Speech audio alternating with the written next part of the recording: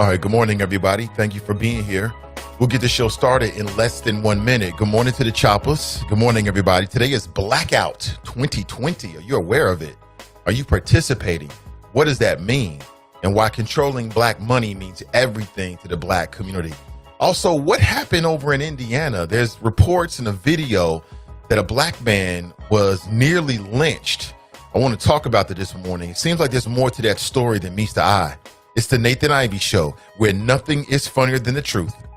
Men are allowed, scratch that, men, I demand that men are allowed to be men on this show. And of course, suck MCs get dealt with. We'll get started in just a couple of minutes. Please like and share today's show. Hey, Glenn, thank you so much for the share. I appreciate it. We'll get started in less than 1 minute.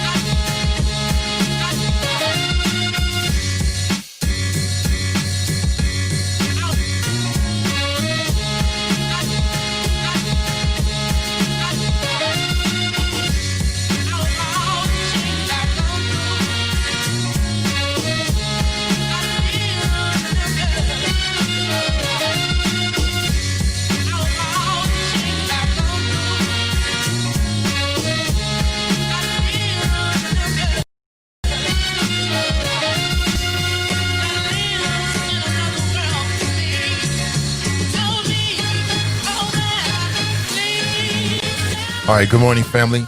Welcome back. It's the Nathan Ivey Show. I'm live, I'm local, and I'm vocal, broadcasting live from beautiful Cincinnati, Ohio, city of my birth. And it's always my pleasure to be with you. Hey, good morning. It's a beautiful day. It's a beautiful Tuesday. Blackout 2020. You hip to this? Man, where'd they come from?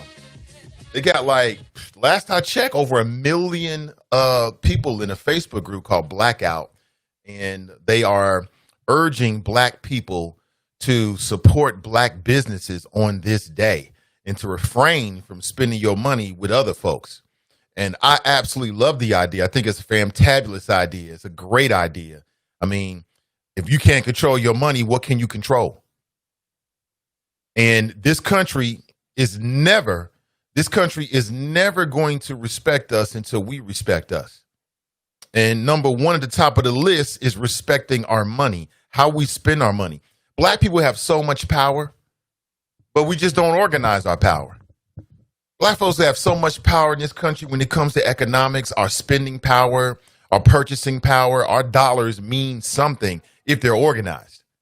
And I applaud the efforts to try to organize across the nation. This is bigger than just Cincinnati, bigger than just Ohio. It's across the nation. Hey, what's up, KR Mitchell? Thank you so much. Appreciate it.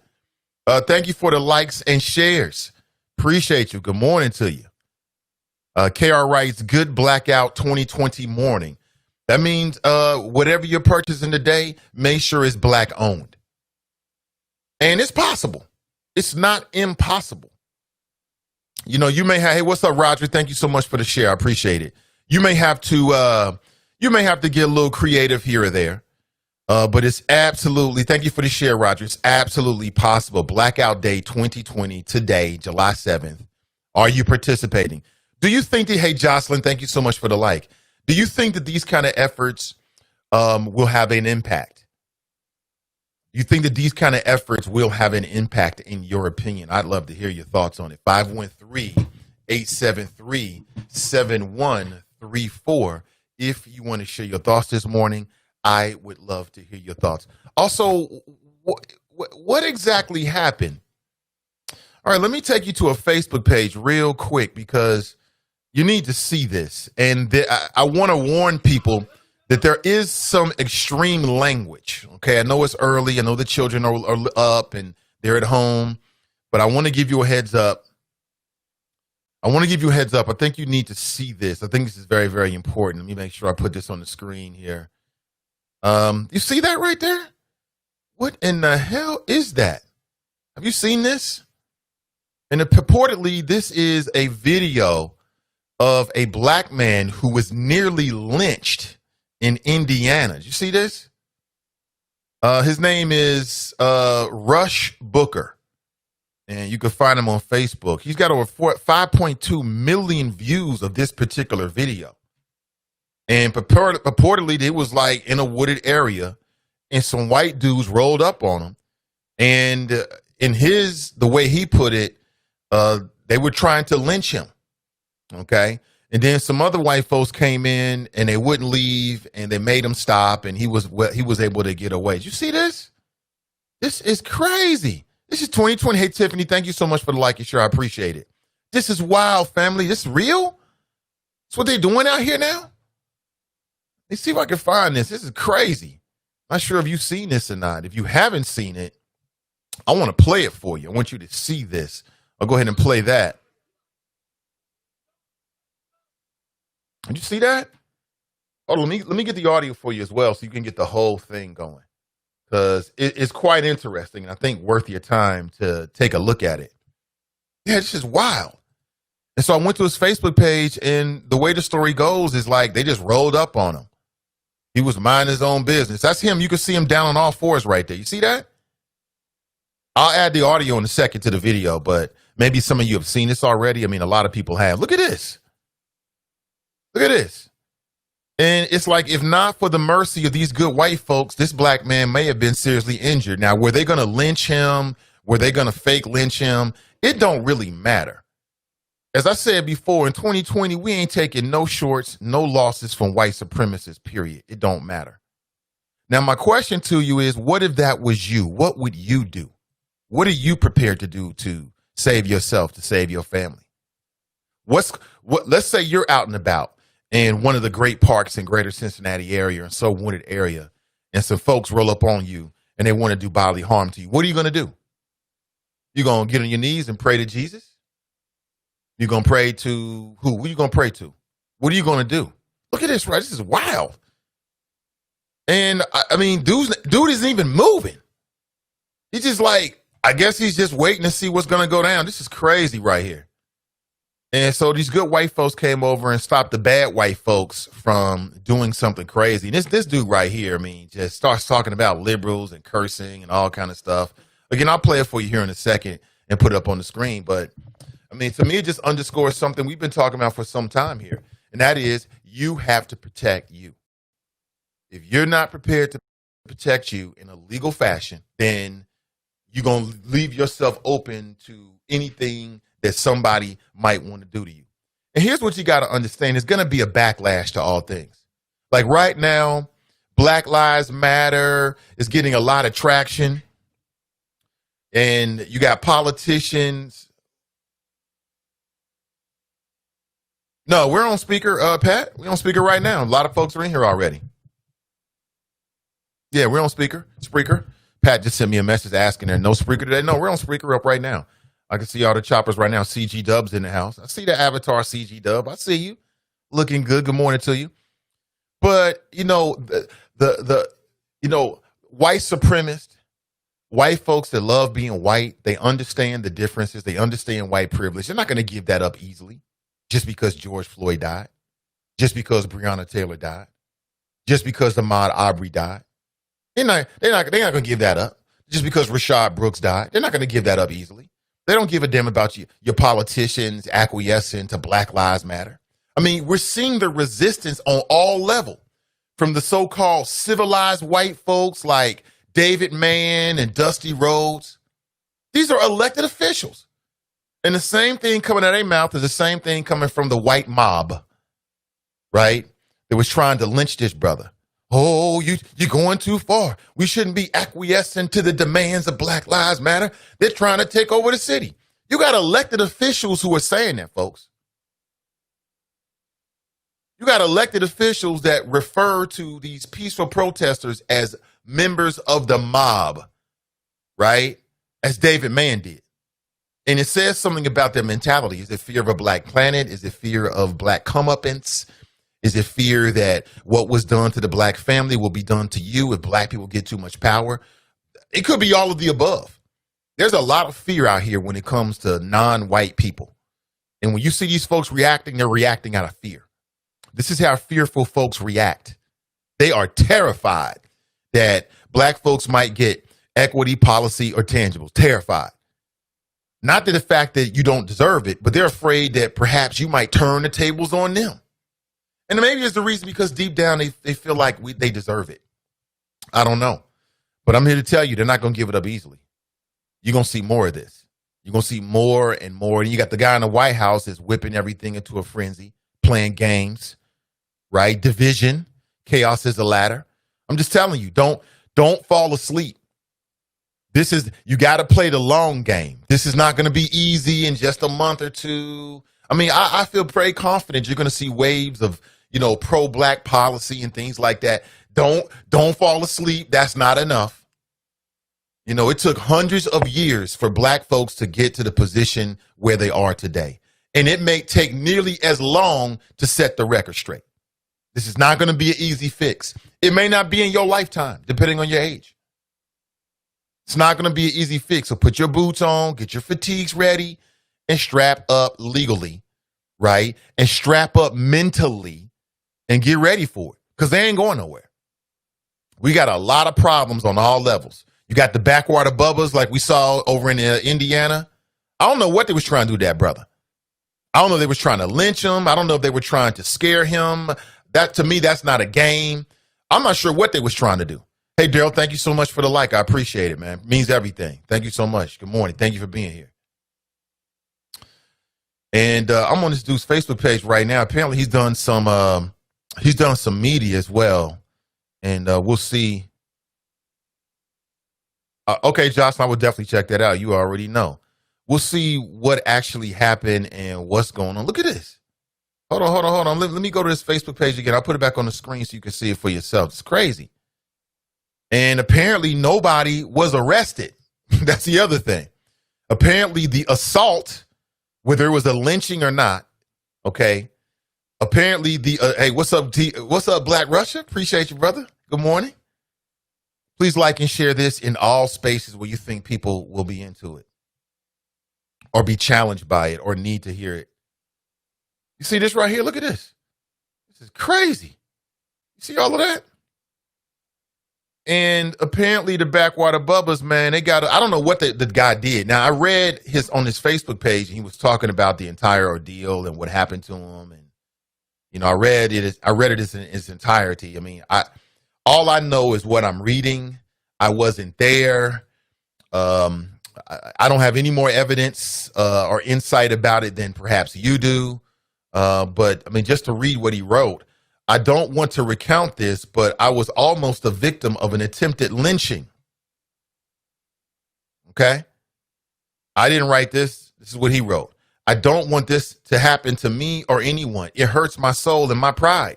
But there are multiple witnesses, and it can't be hidden or avoided. Hurts your pride? I don't understand that, Mr. Booker. I mean, if somebody almost lynched me, it wouldn't hurt my pride. On July 4th evening, others and me were victims of what I describe as a hate crime. I was attacked by 5 white men with Confederate flags who literally threatened to lynch me in front of numerous witnesses. See, some of these white dudes, man, they understand the history and they fantasize about living in those times when they had absolute supremacy over other people. They fantasize about being white in those times. They might even fantasize and wish they could go through some kind of time travel device and live back in those times when they had absolute supremacy. They could take what they wanted. They could rape black women. They could kill black men, women, and children with impunity and get away with it.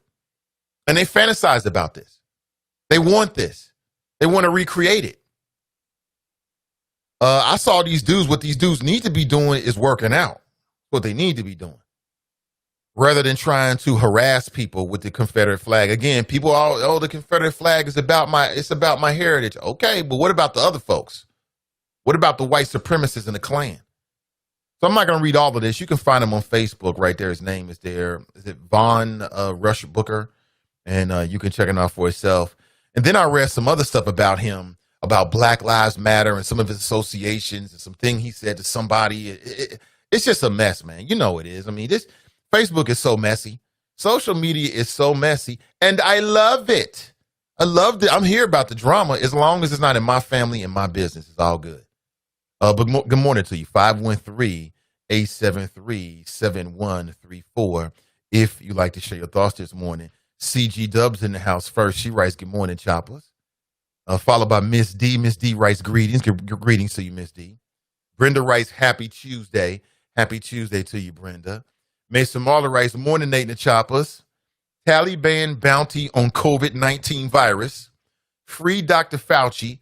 Free Chris Matthews. Spayed and neutered all wolves. Free Bubba Wallace noose. Okay. Okay. You got it all in? Okay. You feeling good now? Make sure you get it all in now, brother. Get it all in. It's okay. I'm with you, man. You just not gonna let that Chris Matthews thing go, are you? Okay, it's here to stay. I see. Okay. I mean, do you, man. Carry on, sir. All right. I ain't here to tell you how to do your chopping. Do your chopper however way you want to do your chopper, man. It is for you. But again, I'm glad Chris Matthews is gone. I'll be honest with you. Plus, they put Joy Reid there. It's a win-win. It's a win-win. Props to Joy Reid. I wish her the best.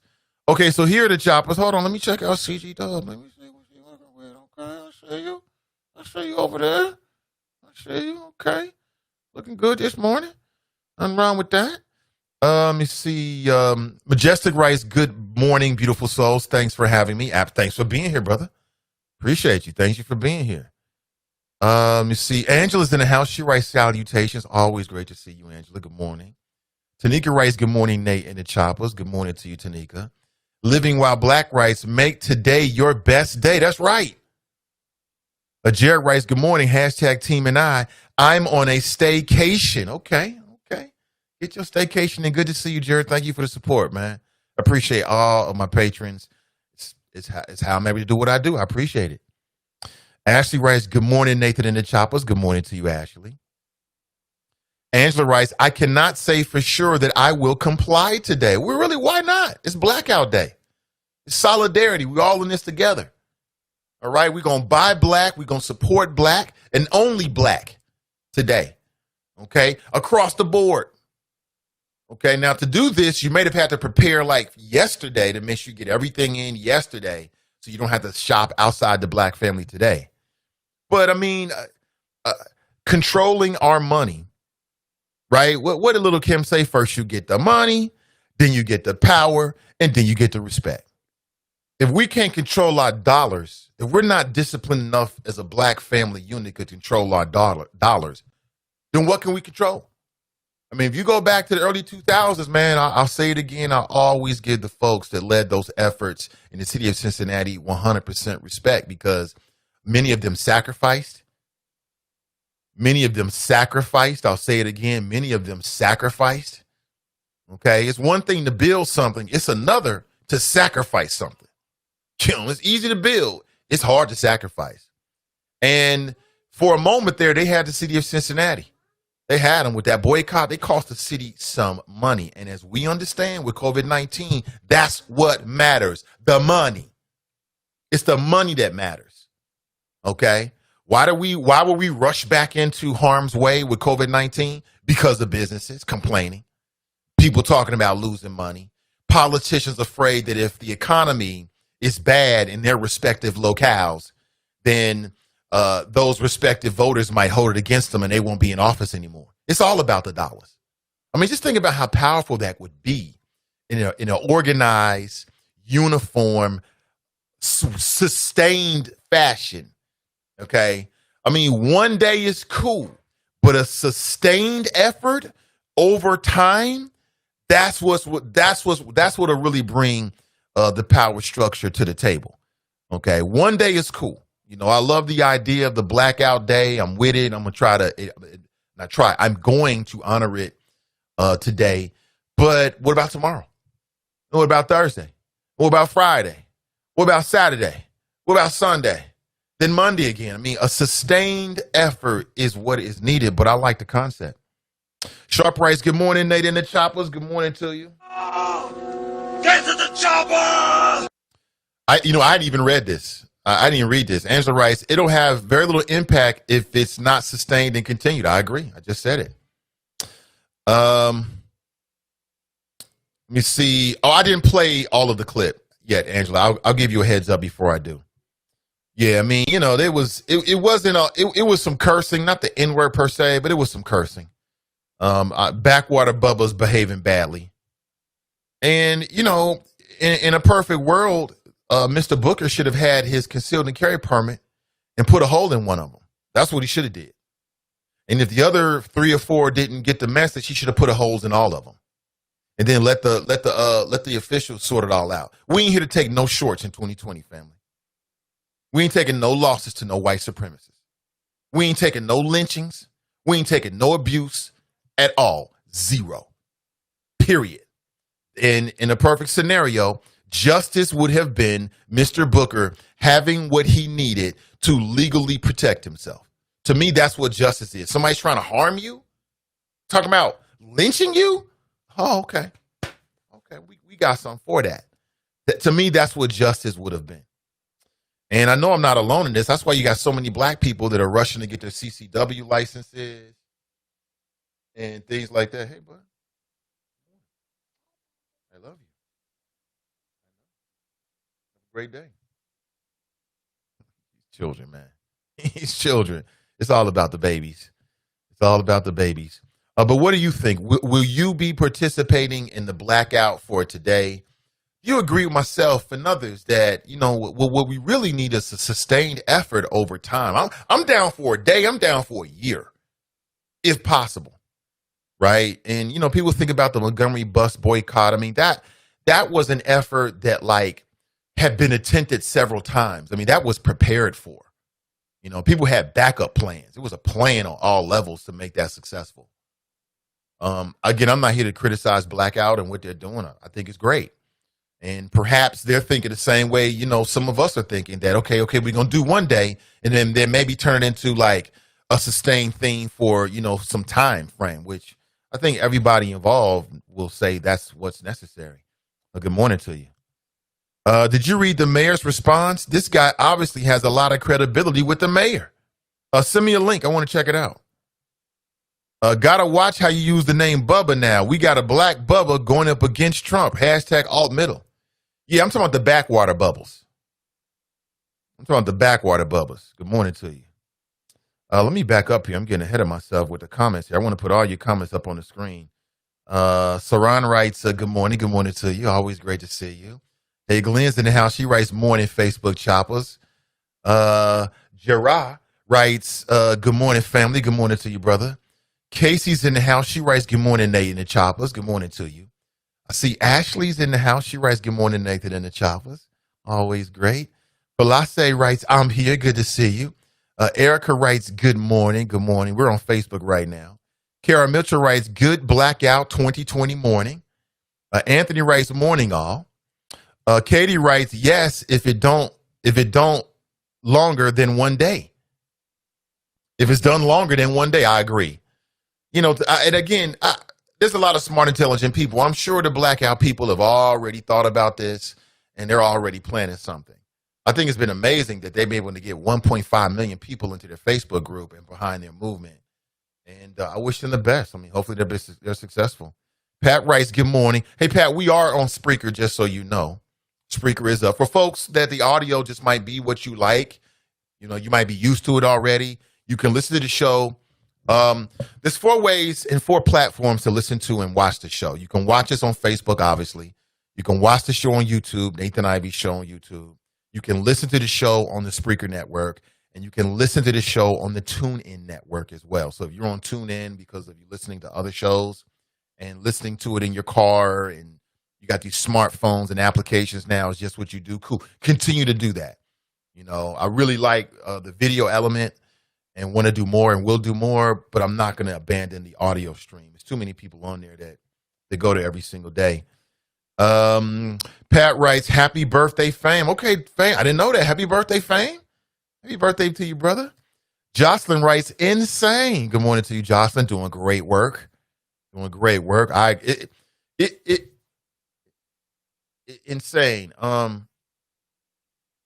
That's one way of putting it, Jocelyn. The other way of putting it is it's straight up evil. Like, who wakes up and says they want to lynch somebody that you don't even know for no reason whatsoever? This is just straight up evil and white supremacy and hate in their hearts. You know what I'm saying?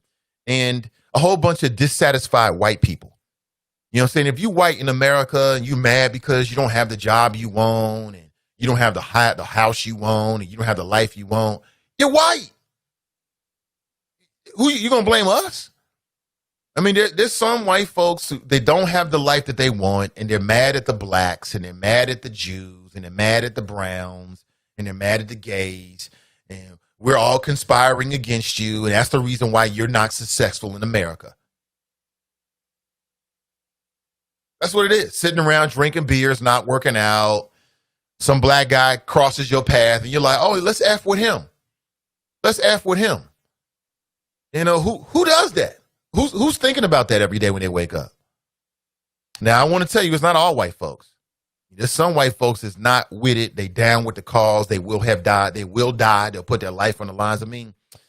Not to get all deep into the story, but, Thurgood Marshall was almost lynched. It was a white dude that stopped it with some police officers. Thurgood Marshall had just represented some black folks that was about to get railroaded. As he's leaving the town and leaving the South, gets pulled over several times by police officers, right? Unmarked cars.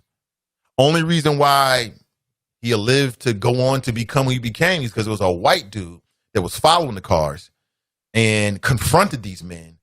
And I guess they got scared or whatever and let Thurgood Marshall go. That's a true story without all the details in it. Folks probably know it as well. There's some white folks that ain't with it. There's a lot of white folks that ain't with that. I'm down with them white folks.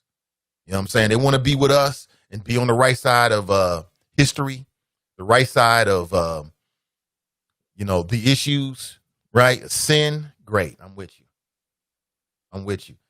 Michael writes, stay strapped. I say do it legally. Understand the laws of the state and the particular cities, locales where you may live. Maybe it's Cincinnati, maybe it's Ohio, maybe it's not. And do it legally, okay? Understand the rules of engagement, all right? Understand what it means to store your firearm at home. What does that mean? Understand gun locks. Understand all of that. And yeah, protect your family, 100%. Tracy's in the house. She writes, hi, good morning to you, Tracy. Michael's in the house. Good morning to you, Michael. My son says he wants a gun before this came out. Well, if he's of sound mind, he can make good decisions. Help him do it. Take him out to the range. Somebody sent me, shout out to Ride or Die, man. Ride or Die is doing big things in our community, And I know these brothers, and they are good brothers that care about our community. That's not an endorsement, but it kind of is. I had a great experience with them. And somebody sent me a link, and they're actually doing hold on, let me check this out. Hey, what, Marlo? Thank you so much, Marlo. Appreciate you. Marlon sent this to me. Yeah, they are doing youth gun safety course. Shout out to them. Youth gun safety course. Like I told you, there's a backlash when it comes to gun ownership in the black community. Like the reflex is like whenever there's a shooting, let's disarm the block. I don't understand that. Why would you want to disarm the community when there's honest, good people that live in a community that live next to the danger and they don't want to become victims of crime? Like I said, nobody cares more about the crime that happens in these cities, in the city of Cincinnati, than the people that live in those neighborhoods. The politicians do not care as much about crime in neighborhoods as the people that live in those neighborhoods and are surrounded by the crime. So if you live in Winton Terrace and there's crime in Winton Terrace, nobody cares more about the crime in Winton Terrace than the people that live in Winton Terrace. Period. If there's crime in Avondale, nobody cares more about the crime in Avondale than the good, honest people that live in Avondale and they're close to it. That's it. So I ain't doing no buybacks. I need all of mine. Y'all can do a buyback if you want to and turn it into your local church and play that game. I ain't playing those games. Why would I turn something in I need? I might need all of this. Makes no sense. Media, politicians, they don't like to talk about that. There's not a lot of politicians that's pro-gun for black people. You know what I'm saying? They want to hit you with that whole disarm the block, turn your guns in. Why would I do that? Why would you do that? You gonna wait for the police to show up after you get assaulted, after you've been victimized? Later for all of that, man. What's up, Roosevelt? Later for that. You can do that if you want to. I don't suggest you do it. What I suggest you do is do all things legally. Understand the laws. Understand the rules. All of the rules.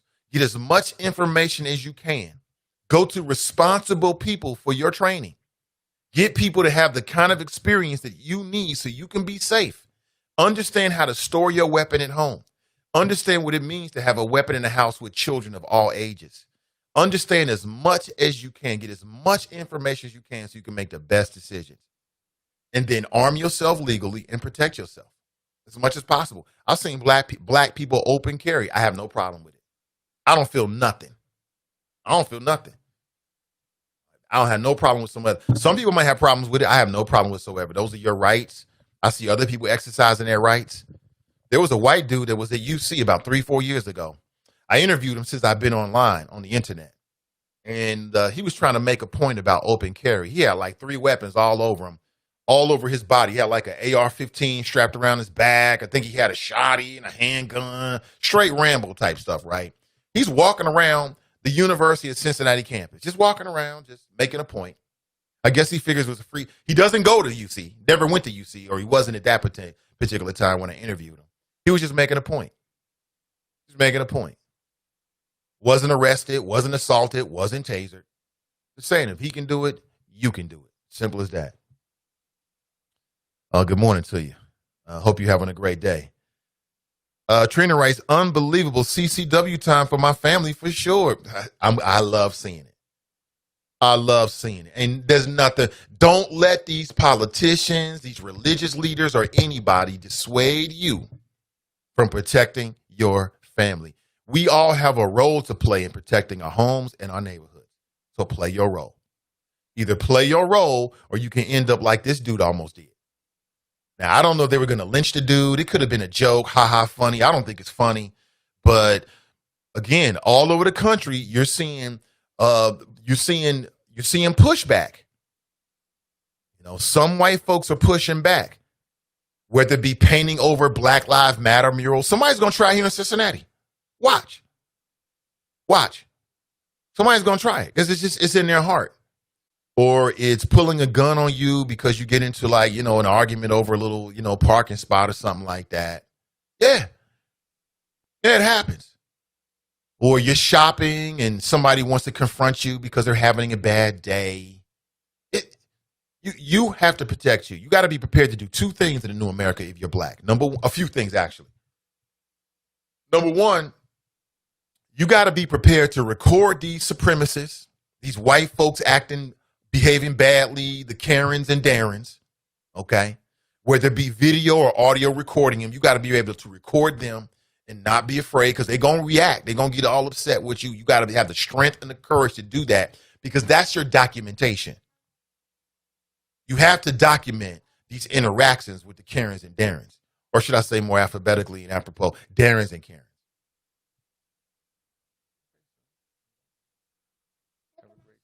I know. Say good morning.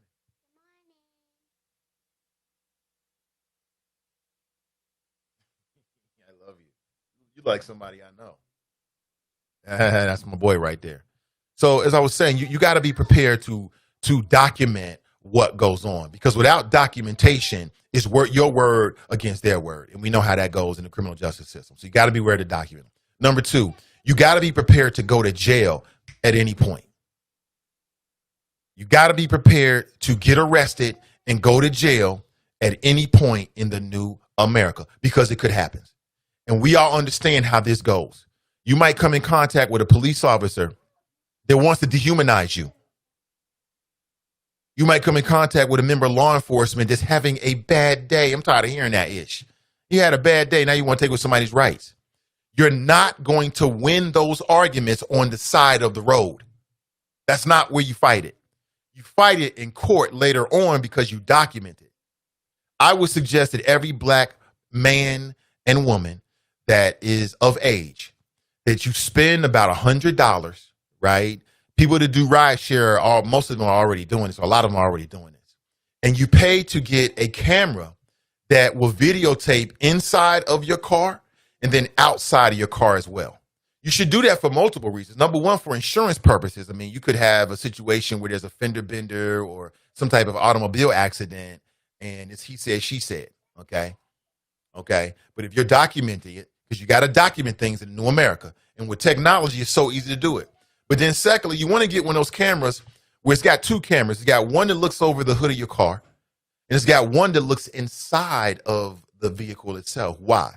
Well, because you might have an interaction with law enforcement and it needs to be documented. If without documentation, you're going to lose. You're going to get in court. It don't matter whether it's true or not. They might lie on you. You're going to lose. But if you document it, you can win. And what's our motto? Winners focus on winning. I want you to win, family. And then secondly, what happens if you get into an interaction with law enforcement? They're behaving badly. They do something crazy to you and take you out your car, do some rights. And it's he said, she said. It's he said, he said. Right? Who do you think the courts are going to believe? As I said, you got to be prepared to go to jail to protect your dignity. So you're not getting tasered. You're not getting manhandled. They're not putting their knees on your neck. It is what it is. Be prepared. Get yourself some of those prepaid legal services. You know what I'm saying? So that when you have to get processed, you'll be okay. All you're going to do is sit down there. You're going to be irritated like a mofo. You're going to have to deal with a whole lot of irritating stuff, but you'll be okay. Okay, there's a right way and a wrong way to deal with these things. I see people, you want to argue. I mean, I get it. You're a man. You feel like you're being disrespected. I get it. But you're not going to win that argument on the side of the road. You win later. You may have to be temporarily inconvenienced. But there's different levels of temporarily inconvenienced. I mean, one level is, hey, officers say you're being detained, you arrest, let's go. Let's handle it. The other way is kicking and screaming. You got a face or a mouth full of lungs full of chemical irritant. You may not have been tased. They may have manhandled you. I'm just saying, how do you want to deal with it? I say deal with it smart, family. You got to be prepared because it could happen today. It can happen right now. You listen in your car, something dumb happens, right? Inexplicable, out of your control. How are you going to handle it? I want you to handle it in a way in which you win. You go home to your family and you win because you got the documentation. You got the law on your side. It's just not time for it. And you shouldn't have to get on your knees and beg and plead for somebody. Oh, please, officer. Oh, please. Oh, please. You damn near got to perform fellatio for them to let you go. I ain't doing that. I ain't doing all of that. Just do it in a more civilized fashion. You know what I'm saying? Do it with some dignity, right? Bring some dignity to the game and be inconvenienced momentarily, temporarily, meaning it could be hours, it could be the next day, it could be the weekend, but you're going to get your justice because you've documented it and you've done the right things. That's what I would recommend for you to do, okay? I don't want to see videos of you being pulled out of your car or, somebody breaking your window. You could be completely right. The officer could be completely wrong. But I don't want to see that happen to you. Okay? I don't want to read about that. But what do you think? 513-873-7134 if you'd like to share your thoughts. Dante writes, I'm letting off 30 shots from my 40 cal Smith & Wesson. Easy decision, Nate. Like I said, man, why shouldn't you do it? Everybody else is doing it legally. Why shouldn't you doing it? I've seen videos of younger white kids on the range firing big weapons out there on the range, learning gun safety first. And people say, "Oh, it's so cute." Well, why isn't it cute when it's weapons in the hands of black kids? You know what I'm saying? I mean, why isn't it cute then when I seen somebody posted something in the friends page maybe about 2 weeks ago. It was an image of a black family all had weapons. I loved it. Brought a tear to my eye. My heart fluttered. I love it. Doing it legally. What's wrong with it? But let's go to the phones. Good morning and welcome to the show. Hi, my name is Say. I'm calling from the projects on the west side of the Republic of Cincinnati. What's up, Say? Welcome. How you doing today? I'm doing great. Yes. A couple things. Well, first of all, yesterday I was attacked yet again by a caller who obviously didn't listen to the call, just heard something they didn't like and decided to go off. But that I've come to learn that that's the modus operandi of your listeners, including you. And I wish you would have stopped it. How does that include me? I listen. I don't just comment. No, that's not true. You attack people. You've attacked people before, Say. You attacked Cam Hardy. No, I've defended my. And Cam's a public personality. Oh, I'm just saying. You've attacked a lot of people. It comes with the territory. You can't. No, if you can dish it, you got to take it, man. You know how it is. I dish it and I take it, but don't get mad when I clap back. Well, I mean, it's different levels of clap back. I think it should be appropriate. Like I want to clap back at that call, but I actually like Tracy. Matter of fact, I love her like a play cousin. You understand me? And I'm gonna let that. I let people who I like get away with stuff. Right. Me too. Her, Jerica, these people. I let them just sit there and just send missiles at me, and I don't reply. Tracy knew that phone call was coming, so for her to get all emotional like that, I was kind of disappointed. Well, you were talking about her son. Oh, come on.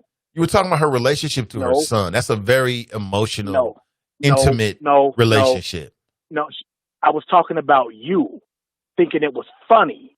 I do. That's what I was talking about. I stand by that. Call was coming. I was talking about you, not her. Okay. But now I think we should just call, especially me. I think the alt middle, we might rename ourselves to the COVID-19 squad. I like alt middle better. But do you? Because everybody's just blowing us up out of proportion, and scary of us. It's like, damn. Is that right? We're just men. There's no need to get excited about us. The last 10 new callers have had my name in their mouth. It gets old. I'm not that important of a guy. It comes with the territory when you call into a talk radio show, man. You've been listening to radio for a long time. You know how it is. You got strong. Glenn been listening longer than don't nobody say his name but me.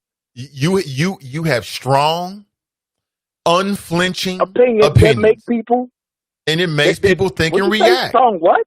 And it makes people think and react. That's what it is. It comes with the territory. What was that other adjective? Unflinching, unfiltered, unapologetic. I mean, am I describing you wrong? Look at you. Oh, hell no, you not. Okay, I thought so. And so when you have those kind of strong opinions in a public forum, it's like a magnet. You're going to attract reactions. That's the whole point. People might agree with you, they might disagree with you. I would include non-compromising. Well, that's why I said unapologetic, but yeah, non-compromising, that too. I mean, just non-compromising sounds more militant, more manly. More manly. Sounds kind of okay. Like late teens. All right. We can do that too. More manly. Let's go with that. Yeah, but Nathan, I got to be honest, I'm just not a gun guy. It just ain't my thing. Mm-hmm. But I do I agree with everything you're saying about, don't sell your guns back, things like that. They just ain't my type of hype. Me, I'm a fatalist. What que sera, sera. What's going to happen is going to happen. Meaning that you don't for an altercation that may have you outnumbered or outgunned? No, I don't want to think of that type of. I don't want that type of macabre negative thinking going on. But am I prepared? I guess you'll have to run up and find out. Well, I hope nobody does, brother. You know what I'm saying? But but yeah, that's just ain't really my thing to really. Like I heard Clyde Bennett broadcast it one time. Like right before he caught his issue and went to jail, he was like, "Yeah, somebody blah blah blah, and I have a gun." I'm like, you don't put that into the atmosphere like I that. agree Bro. with you. Just, it is what it is. I agree with you. You know what You I'm don't saying? put that in the atmosphere. And before I go, I just want to say this. Do you like Mark Lamont Hill? I don't dislike him. Well, we haven't been convinced that he's not gay. Why does that matter? And he routinely, because gay people make bad decisions. Oh my God! See, there you go again. There you go. What you mean? There I go again. It's just saying. The truth. Well, that's your truth. Well, Nathan, tell me that it's your truth too. Tell me the last time you woke up, wiped cold out of your eyes, stretched out, a morning yawning like Dougie Fresh and them say, put your feet on the floor and say, "Whoo, some dick would hit right now." Well, let's think about the kids, number one, because children are watching and listening. But I'm not gay. I'm not a homosexual. I just disagree with you. Right. I think that gays and homosexuals are born that way. I don't think it's a choice. You made the decision. You made a decision to not be gay. But back to Mark. Well, did you make a decision to not be gay? Did you make a decision to be heterosexual, or were you born that way? I made a decision to not clutch balls. Okay. Now listen. So you Mark consciously made that decision. Mark Lamont Hill continues to attack black people on Twitter. He is an intellectual bully. What is he saying? He attacked Ice Cube, and now he just attacked. Well, first of all, he keeps sticking up for the Jewish people. The anti-Semitic community. Yeah, that's his new thing now. Yeah, and he's just attacked Deshaun. What's the little wide receiver name? Play for Jackson. Really decent ball player. Yes, him. He attacked him yesterday on Twitter, and that's why I had to let him have it. Like, bruh, quit being such an intellectual bully. Did he respond to you? Yeah, he responded, very dismissively, talking about some, huh? His dad used to be the coach. His dad was an assistant basketball coach at LaSalle. Oh, really? LaSalle University. Oh, okay. Didn't know that. And that's what I told him. Like, bruh, your dad was a ball coach, but yet you chose the route of academia. Leave these brothers alone. With your little anti-Semitism thing. I don't know who got you gassed up on that, but you need to stop. And then all his little stands, came in to his rescue because, I was tagging him. I was about to blast him out of the water with that because I've called him out on that before. And I wish he would stop it. These intellectual bullies. Well, what did he say? He got on Deshaun Jackson for some allegedly anti-Semitic tweet he posted.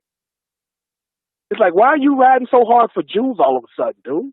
Now, he lost a job at CNN riding for the Jews. Remember, he went to the UN. They had some kind of conference, and he started talking about, relationship between Israel and Palestine, and that's what cost him his job at CNN.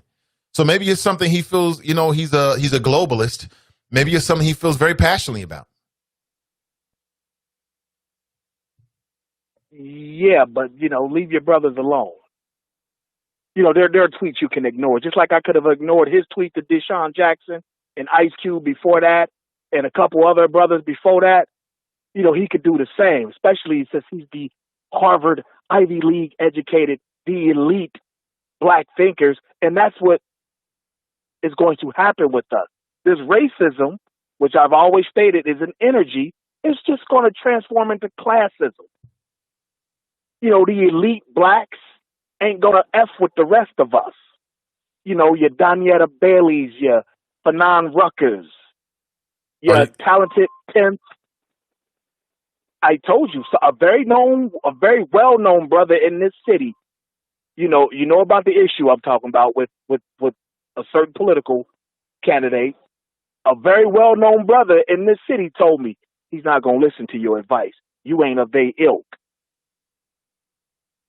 Can you give me some names? We And name the said, names here. I mean, can you put the names out on the table? What are you afraid of?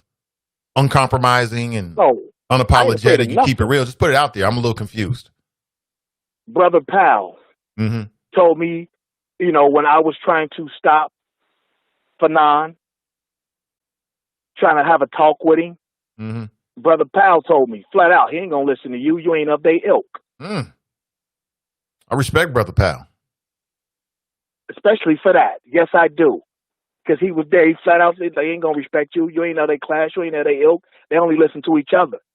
And I'm like, well, he's making I think he's making a mistake. He said, I agree, but they ain't going to listen to us. There. Did I name names for you? You did. Thank you. Is that good enough? It's refreshing. Thank you. You did. So have you and Fanon ironed out your differences? I know you've had some issues with him for a while. There ain't no differences. There's no beef.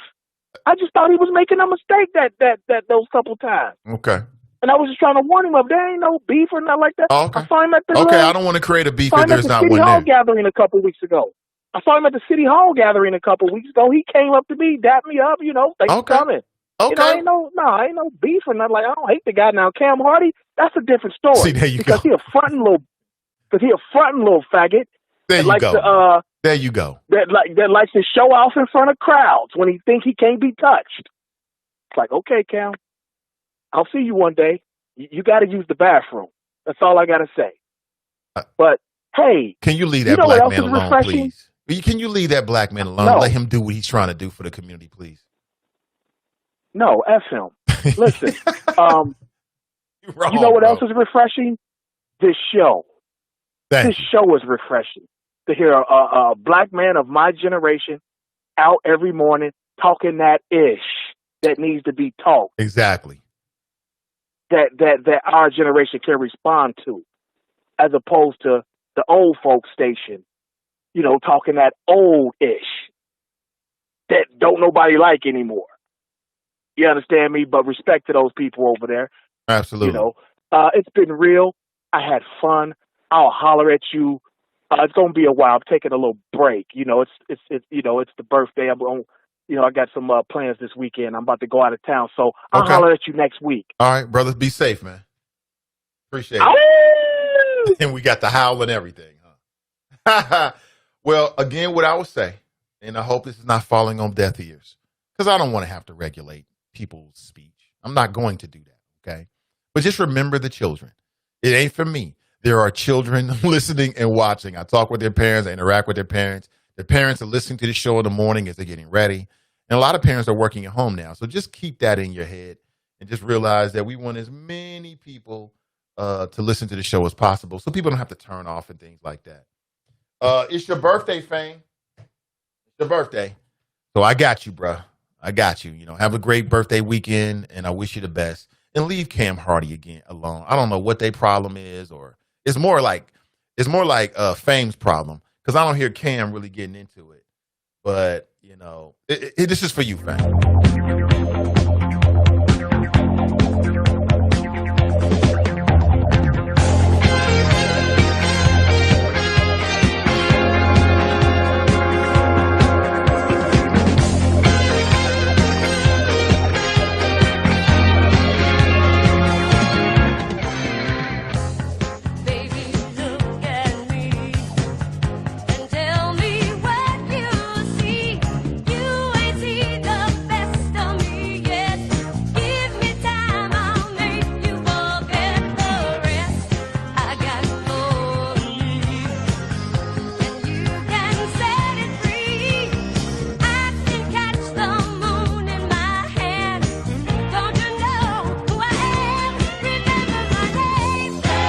So there it is, man. Happy birthday to you, brother. Appreciate you. All right, 513-873-7134. If you want to share your thoughts today, I want to hear you. Just heard from that brother. He said a lot. He said a lot. A lot of it I can't get behind. I don't condone. That's that brother's opinion. It is what it is. I'm not trying to stop him from giving his unblemished, unfiltered opinion. Some of that was in left field, or you might agree with all of it. I don't know. But what do you think? 513-873 7134. What in the hell? What in the hell? Michael writes, we have to stop being victims. 100%, Michael. 100% on that. 100%. And I think part of that is the self-victimization of not spending our money with intentionality. Now, I'm speaking generally here, because I mean, if we go individually, everybody's got different, spending habits. But until Black people, in my opinion, understand and exercise every minute, every day with an intentionality of recycling our Black dollars, we're never going to get to where we're trying to get to, and it's going to retard the growth. It's going to take longer. You know what I'm saying? How are we going to give our money to people that don't even respect us? How are we going to give our money to folks that don't even respect our families? There's people out there that don't even want your dollars. I mean, what do you do about that?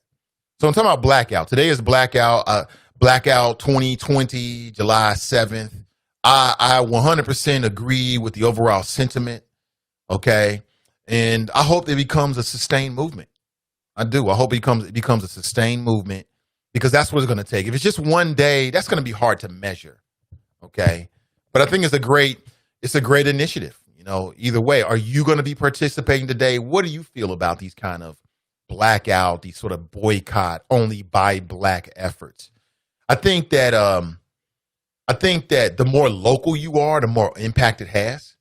So, for instance, I'm in Cincinnati. Those efforts in the city of Cincinnati for Black Cincinnatians are easier to get behind and to sustain.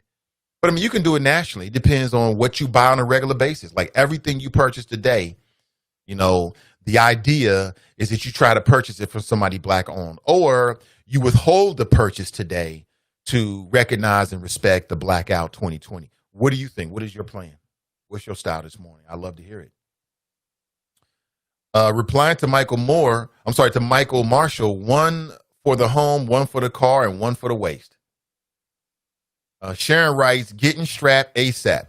Again, that's a great thing. Do it legally, know the rules, and get qualified people to teach you how to deal with it, how to deal with law enforcement as a Black man, as a Black person. The Second Amendment, we understand it, but if you're Black with a gun, you're going to be looked at differently than if you're white with a gun. Understand those rules. It ain't fair. It's separate. It's unequal, but it's the reality that we live in. Understand the rules of engagement. Understand what it means to have a weapon on you. You get stopped by a white police officer or a member of law enforcement. What does that mean? What should you say? What should you do? What should you not do? Understand what that means. Understand what that means.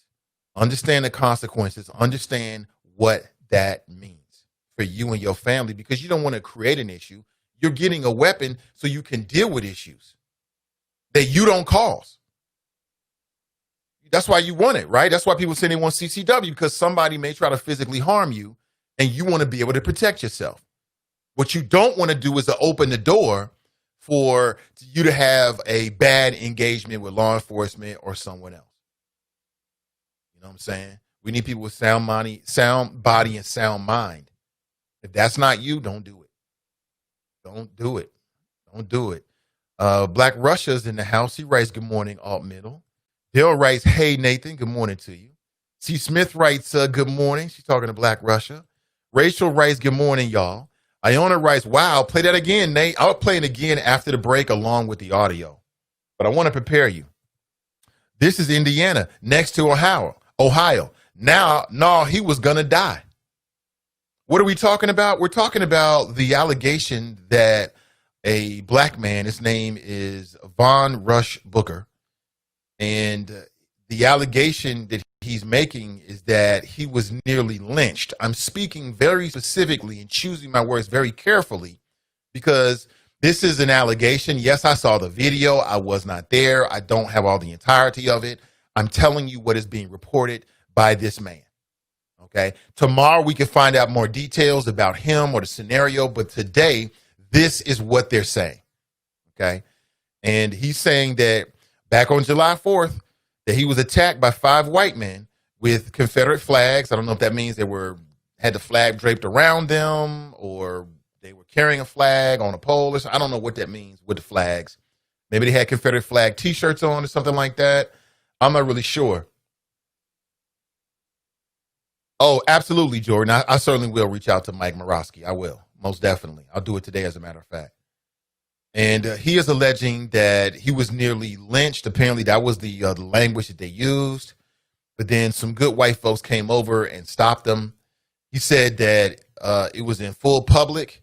Matter of fact, their names are out there. I saw somebody posted in the Friends page where the names of these individuals, along with their workplace, is all over the internet. Let me see if I can find it real quick. Yeah, I put this up here because I love that. When Darren and Karen get out of line, we want to hit you in the pockets. We want to hit you in the pockets. Okay? When Darren and Karen get out of line, we want to hit you in the pockets. We want to cost you your job. That's what time it is. I love when people find out where these individuals work and then start making mass phone calls. And it works.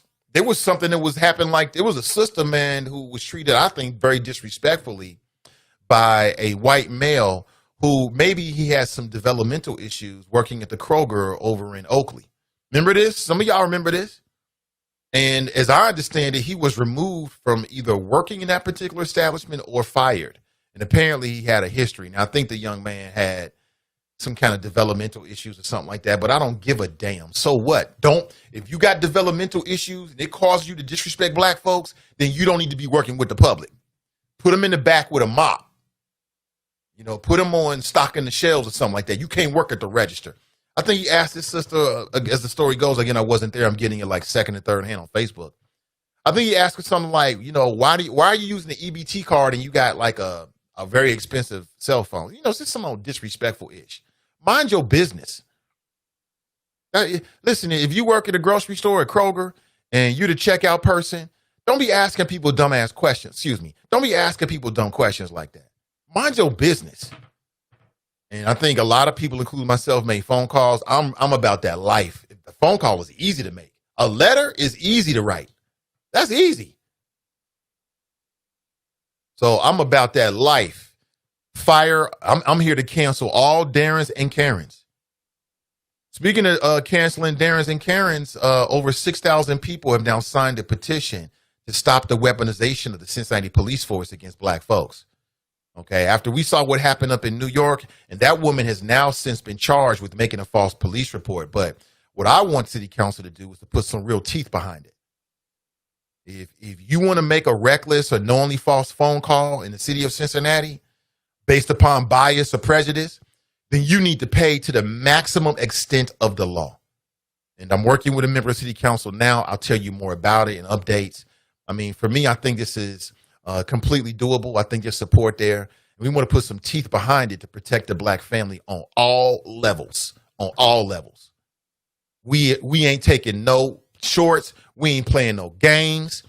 If you want to play games like that in the city of Cincinnati and make phone calls and you think you're going to weaponize the police, okay. When we find out, we want to throw the penalty at you. And if we can set it up so that you can be sued civilly, then we want to do that too. We want Cincinnati to be a safe place for non-white people as well. Okay, so you haven't signed that petition. It's circling right now on my Facebook page. Please sign the petition. I've already sent this to members of City Council. There's more to come. And I live in the city of Cincinnati. This ain't no game. We ain't joking. It's not funny. I take it very seriously. I take it as a threat to my family and others, even if it hasn't happened to me yet. Let's not wait until it does happen. And the Cincinnati police got better things to do than to run around playing games with prank phone calls and recklessly and or biased phone calls. We ain't got no time for none of that. Zero. If that's what you about, okay. When we find out, we gonna deal with you. Simple as that. Or we'll say that the law can deal with you. Let me see. I'm inside the Friends page here. I'm looking for. Thank you for all of the posts here. I really appreciate it. I mean, it helps me stay up on what's going on. Oh, yeah, C. Smith. Thank you, C. Smith. Appreciate it. Let me put this on the screen here so people know what's going on. We is not playing games. with none of you. Let me see here. Yeah. I think you can see this now. Can you see that? Yeah. Okay, that's inside the Friends page. Yeah, these guys tried to lynch Von Booker out at Lake Monroe yesterday. Here is some info. So got their names here, where they work, the number of the establishment. I'm all about this. Is the Indiana Civil Rights Commission. I'm all about it. So if you feel inclined to make a phone call, please make a phone call and let them know how you feel about it. I mean, how you going to assault somebody and get away with it? Why haven't they already been detained and brought under custody? I don't understand that. Arrested. But thank you for the share, C. Smith. I appreciate it. I love it. See how the internet works? I love it. I love it. I love it. So again, if you happen to be in Indiana in particular, I'd love to hear your thoughts about it. If you're in Cincinnati and you're just concerned, I mean, do what you got to do. Do what you got to do. Speaking of doing what you got to do, I need to take a break. We will be right back. This is the Nathan Ivey Show. I'm live, I'm local, and I'm vocal. Don't go anywhere. The conversation will continue right after this.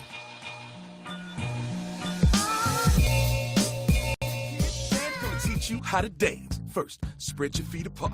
Then, pump your knee, nod your head, shake your hips, and bite your lip ever so slightly. Now, with one hand in the air, point at people with the other hand. I call that the rock star. Dance like a dad. It's a great way to make a moment with your kids. Now, make a face like it just smells something bad. Visit fatherhood.gov. Brought to you by the U.S. Department of Health and Human Services and the Ad Council. This is Zoe Wesson. There are a few times in life to make history. Hamilton County was founded 230 years ago, but has never elected a black county treasurer. It's time for change. Elect a proven, trusted, experienced candidate for Hamilton County Treasurer, Charlie Winburn. We know Charlie, and he knows us. Charlie Winburn was the former chairman of the Jobs and Growth Committee on Cincinnati City Council under the Honorable Democrat Mayor Mark Mallory. Winburn led the fight to keep 2,000 U.S. postal jobs in Cincinnati.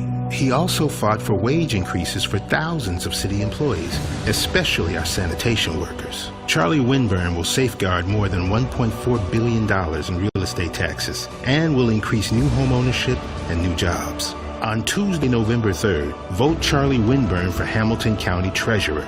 Let's make history together.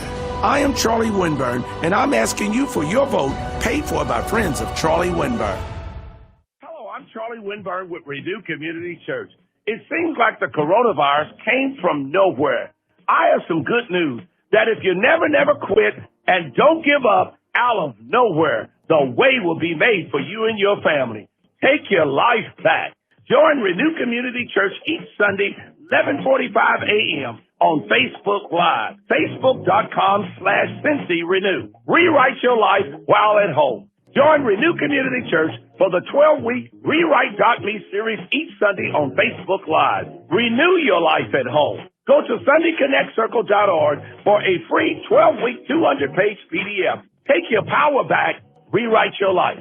Join Renew Community Church each Sunday at 11:45 a.m. on Facebook Live, facebook.com/CINCI-Renew. I am Charlie Winburn, and remember, out of nowhere, the way will be made for you and your family. This is Zoe Wesson. What side of history do you want to be on? The right side, or one where black people continue to be underrepresented in Hamilton County? Now's your chance to end 230 years of exclusion. In Charlie Winburn, we have a man that's received the Cincinnati NAACP President's Award, who fought on the Ohio Civil Rights Commission for 6 years, who received the Baptist Ministers Conference Community Service Award. Charlie Winburn has received the Southern Christian Leadership Conference Award and was honored by WDBZ The Buzz as Pastor of the Month. We know Charlie Winburn, and he knows us. He's the right man to put us on the right side of history. On Tuesday, November 3rd, vote for Charlie Winburn for Hamilton County Treasurer. I am Charlie Winburn, and I'm asking you for your vote on Tuesday, November the 3rd, paid for by friends of Charlie Winburn. Knowing your breasts can save your life. Go to knowyourgirls.org for the facts you need on breast health. Brought to you by Susan G. Komen and the Ad Council. I hold my hands out like they're on a steering wheel. Then I look over my shoulder. 1, okay, cool guy. 2, 3 times. Next, oh, I put it in reverse. Meep, meep, meep. Then I take it up and down, up and down. And that, kiddos, is called the forklift. Dance like a dad. It's a great way to make a moment with your kids. Now that's dancing. Sure beats flossing. Visit fatherhood.gov. Brought to you by the U.S. Department of Health and Human Services and the Ad Council. Gentlemen, we have arrived in Philadelphia. Local time is 3:05 p.m. and the temperature is 67 degrees. At this time, you are now free to use your cellular devices. You know that feeling when you get to turn your phone on after the plane lands? You can have that feeling every time you drive. Make sure your cell phone is stowed away whenever you are behind the wheel. Visit StopTextStopWrecks.org, a message brought to you by the National Highway Traffic Safety Administration, Project Yellow Light, and the Ad Council. Now back to the show.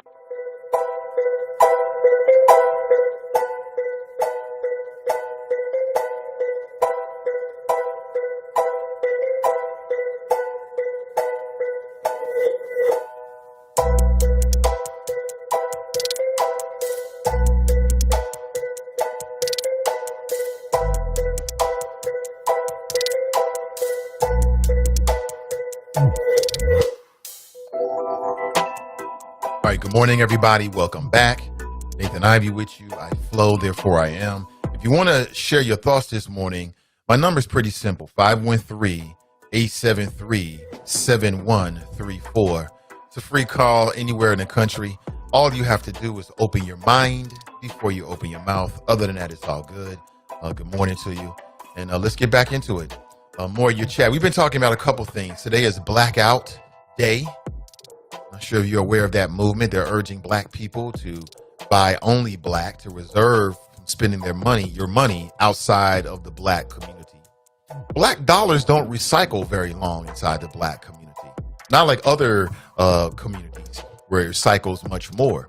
And I think it's just all about intentionality. It's just all about, thinking about something other than just your momentary creature comfort. But I think it's also about planning as well. Like when you plan for things in advance and sort of make certain adjustments and put things in place, I think it's far easier to do that. But are you participating today? Are you aware of it? Do you think these kind of movements can really have an impact if it's just one day? Do you agree with me that it needs to be a sustained effort? And if so, what does that mean? I think efforts like that are far more impactful and far more likely to be effective if they're local. Everything is local. Local, local, local. You have to think globally, but act locally. Think globally, because we're part of a global family. Everything that happens in any part of the world affects us all. Look at coronavirus, right? But you act locally. It's one reason why I'm a big proponent of your vote, because there's no place that your vote matters more than where you live, family. You might be dissatisfied with Joe Biden. You might be dissatisfied with those national races, but you got school board races, you got council races, county races, right?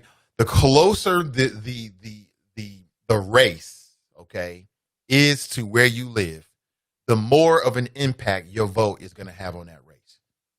Okay, what do you think? 513-873-7134. Dale writes, he's a civil rights activist. Ben Crump mentioned this yesterday. Yeah, I'm aware of it. You talking about the brother Von Booker from over in Indiana? Yeah, I'm aware of that. I did read that. Steve's in the house. He writes, good morning, my good people. Hey, good to see you, brother. Always. David writes, good morning, Choppers. Good morning to you. Tracy writes, why do blackouts only last one day? Well, again, I'm not telling you that I have all the details on what they're doing. So I can only imagine that the good, smart, intelligent people behind this are thinking long term. It could be that today is sort of like a tester. Let's see if we can get people organized and behind this. And then they'll unveil more. For me, the thing about boycotts and blackouts is, we need to have a list of black businesses. And there are many lists out there. I'm not saying it doesn't. But people need to have a list readily available of black businesses where they can support. It's one thing to tell people where not to go. It's another to have a place where people can go. You know what I'm saying? I mean, the idea is not just to, impact, the traditional power system, but it's also to embrace, enrich, black-owned businesses, right? It's about two of them. So I agree with you. I mean, a sustained effort makes more sense. But maybe this is the beginning to get the ball rolling, so to speak. That's how I look at it. I mean, Asian community knows how to control their dollars. They keep their dollar in their community the longest. That's because they think about themselves first. Asians are thinking about themselves first, and their creature comforts, and nothing's more comfortable than spending with your own, and that's how they look at it. I mean, we're speaking very generally when we say Asian. I get it, but I think folks that know this information kind of know it.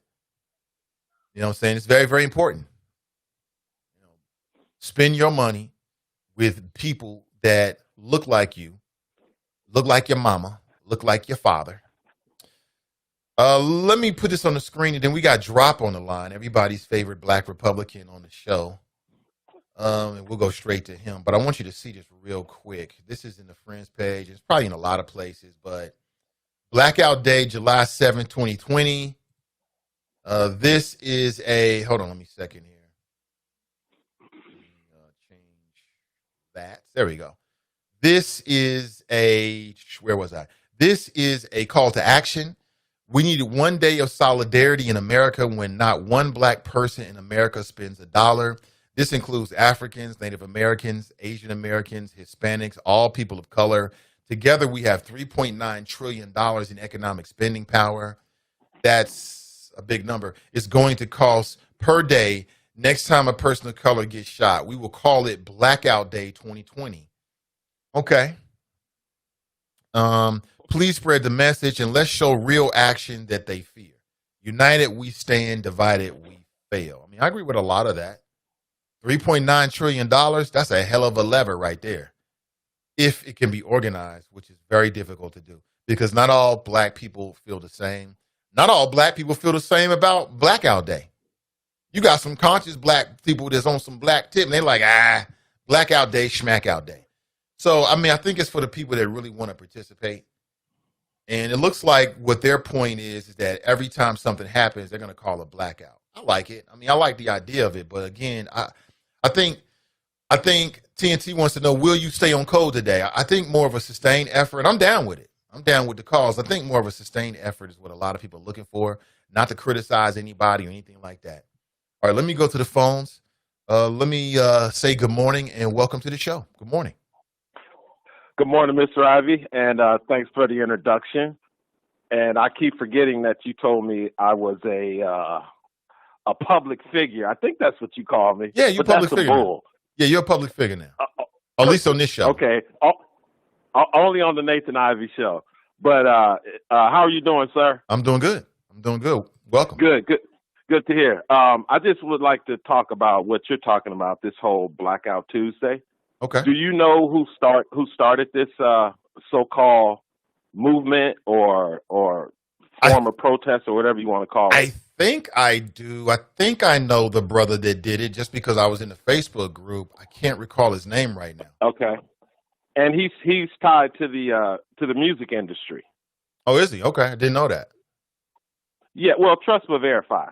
Okay. But again, just like I think it was TNT, whoever you were reading about, let's have a blackout every time someone black is murdered. Well, Mr. Ivy, I usually don't read things on your show, okay, but I would just like to read something from ABC News, and it's a quote by the Chicago Superintendent of Police, David Brown. Okay. And on Monday, Brown stood at another news conference and admitted he was biting his tongue, trying desperately to maintain his emotions as he spoke of 7-year-old Natalia Wallace, one of 2 children fatally shot on the 4th of July, a week after 20-month-old Sincere Gaston and 10-year-old Lena Nunez were shot to death in the city of Chicago. The quote from Superintendent Brown, quote, I am representative of 13,000 cops. So if I lose my emotional bearing, they all take their cues from me. Brown said, so it's important that I maintain as much as I can of my emotions. But 20-month-olds, 7-year-olds, 13-year-olds being shot with impunity, with no regard for innocence in the crowd as these criminals shoot to kill. Now, Mr. Ivy, I appreciate you promoting this Blackout Tuesday, but it's a bunch of bull, and you know it is. In 6 weeks, Mr. Ivy, across this country, in cities that are governed by Democrats, 600 murders, Mr. Ivy, in 6 weeks. These murders are occurring in black communities and brown communities, like in Chicago.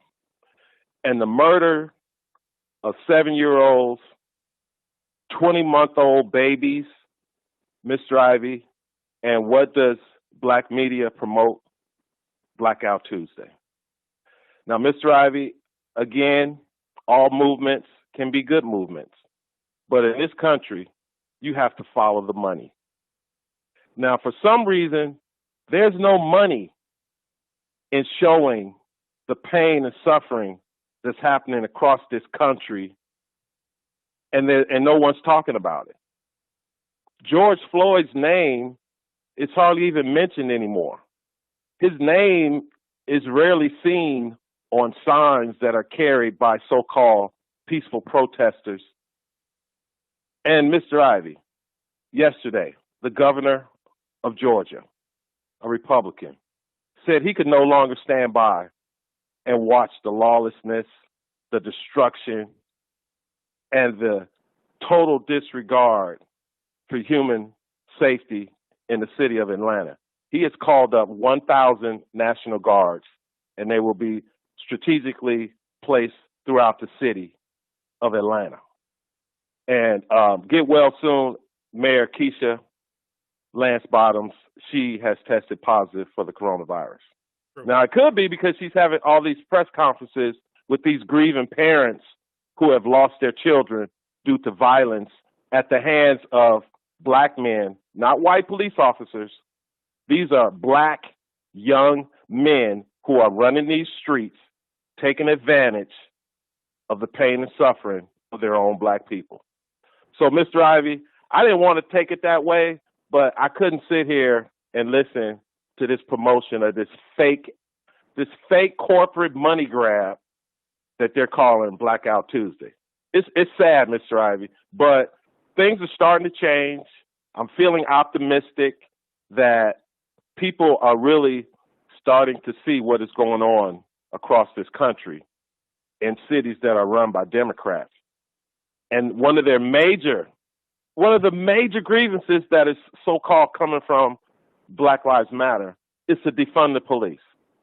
With all these killings, Mr. Ivy, something is wrong, something is misguided, something needs to be redirected, and I think the perfect person that should stand up and take control of this protest, and that's our first black president, Barack Hussein Obama.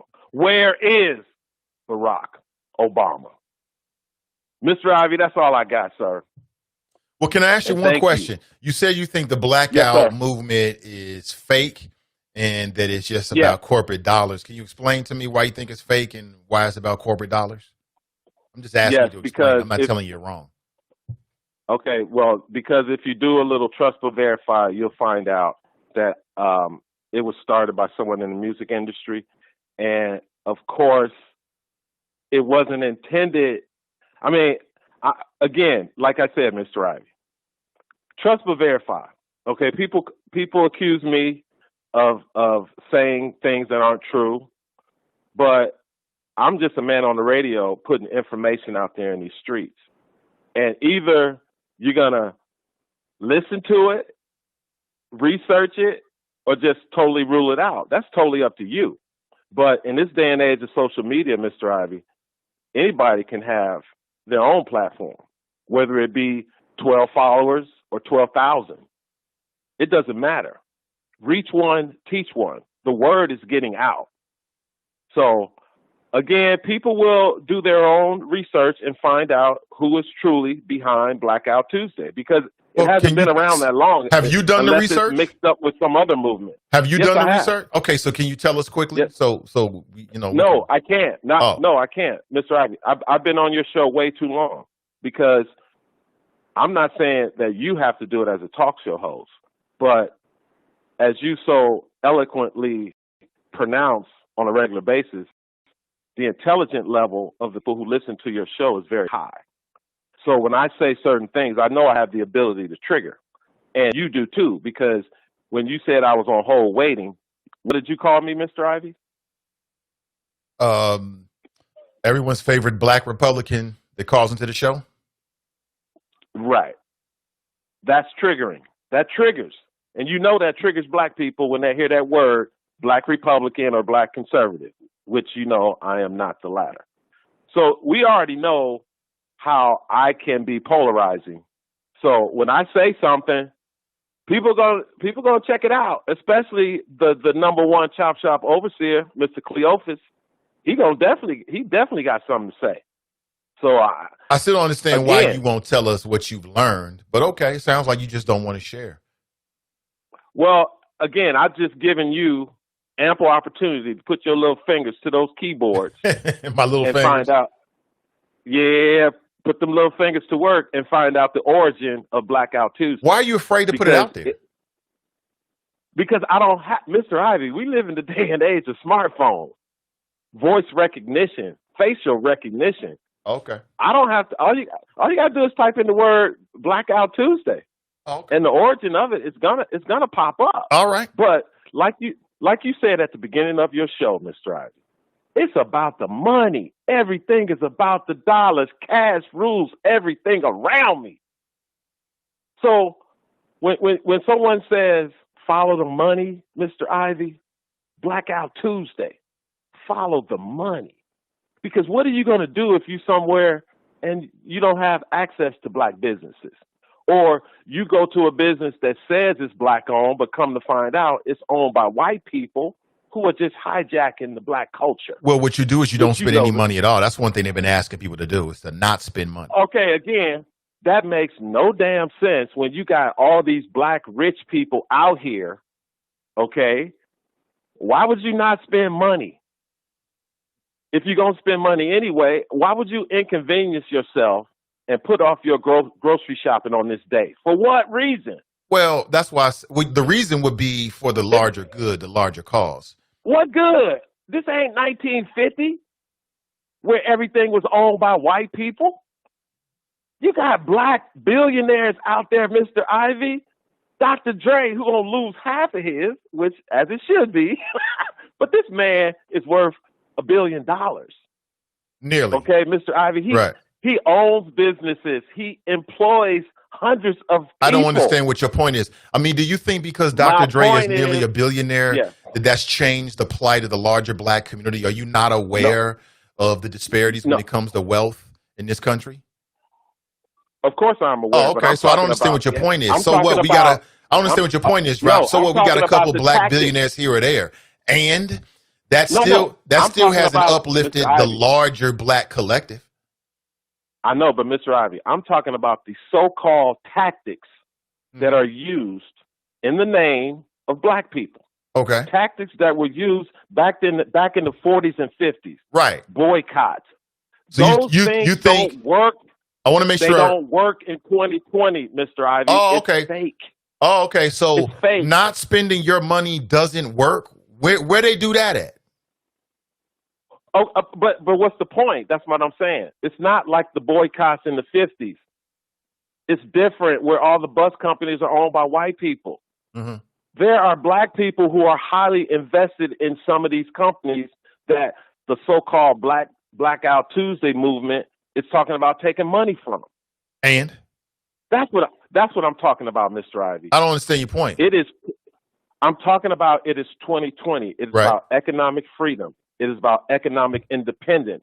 So some of the civil rights movement ploys or strategies that were used in the 50s and the 60s cannot be used today. Really? Like which ones? That's why I said really Blackout Tuesday. Which boycott this. So boycott that. So boycotts were effective 40, 50 years shit. ago, but a boycott can't be effective today. That don't make no sense to me, sir. No, it cannot. It cannot be. It cannot. That doesn't make any sense to me, sir. You're wrong in that. I disagree with you vehemently. Okay. So, Mr. Ivy, what if I decided to boycott corporate radio? What's going to happen then? If you got enough black people or concerned people to follow you, you could have an impact. Okay, so I would have to have a whole lot of people to follow me, right? Correct. Okay, so if every black person does not participate in this so-called Blackout Tuesday, what's the point? Is that a real question? Yeah, that's a real question. Oh, okay. Because black people are not. Do you really expect for every black person to participate in anything? Where they do that at? Like every black person didn't participate in the civil rights movement. It was still successful. I mean, you realize that, don't you? I know. That's what I'm talking about, Mr. Ivy. Anything that has to do with so-called boycott, that's what I'm talking about. Quit trying to change the subject. I'm just following your lead. About these so-called fake boycotts in 2020. Boycotts worked in the 50s and the 60s when everything was owned by white people. Boycotts have worked since then too. Just tell me the last boycott that has worked, Mr. Ivy. I mean, come on, tell me. Because if you want to boycott something, boycott Popeye's chicken. I'm just saying, here in the city of Cincinnati, nearly 20 years ago, there was a boycott that successfully cost the city a lot of money and brought the city to the table. Okay. Yeah, that's one example I gave you. Okay. Yeah, but that wasn't all black people. I'm just telling you. That wasn't because black people did it. I'm just telling you. But that's what I'm telling you. What I'm saying is that I get you. And I get you. I'm just saying that for me, I think it has to be sustained and targeted locally. Yeah. I think when you're targeting something but you name locally, one. You asked me to name one. One local. You asked me to name one. Local. You said name one, so I named one.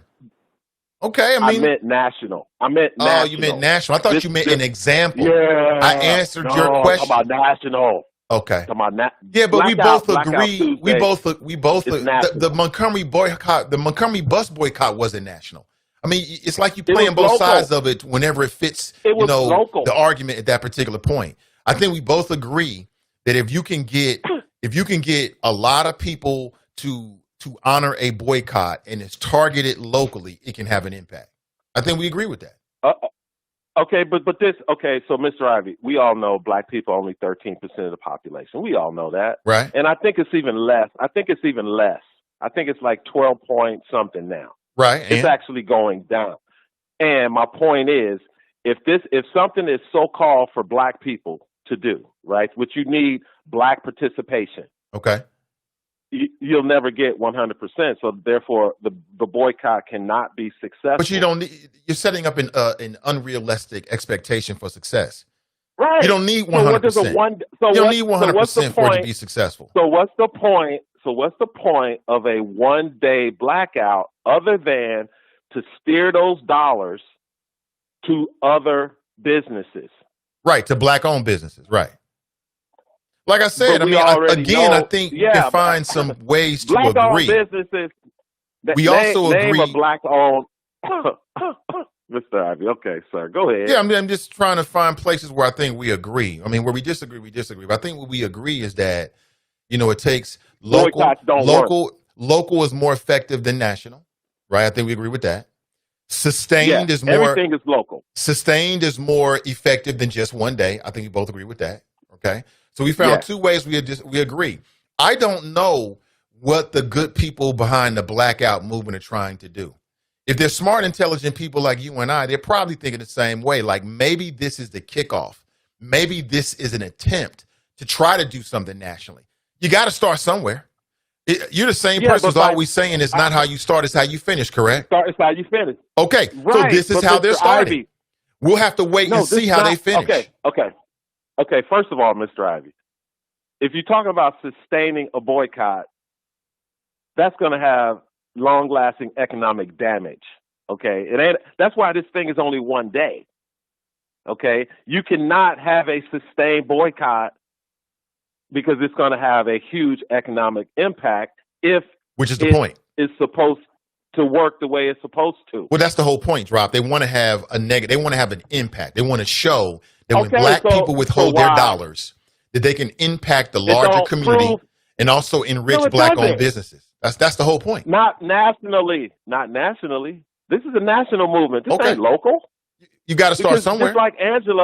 Just like Angela always says, you got to start local, right? Before you talking about going national. So if the local people of Cincinnati are all, heading in the wrong direction, so what if something happens in Atlanta to the black folks in Atlanta? It ain't gonna have no effect on the black folks in Cincinnati. Well, we know that's not true. Local issues in Atlanta have no direct effect on local people in Cincinnati. That's not true.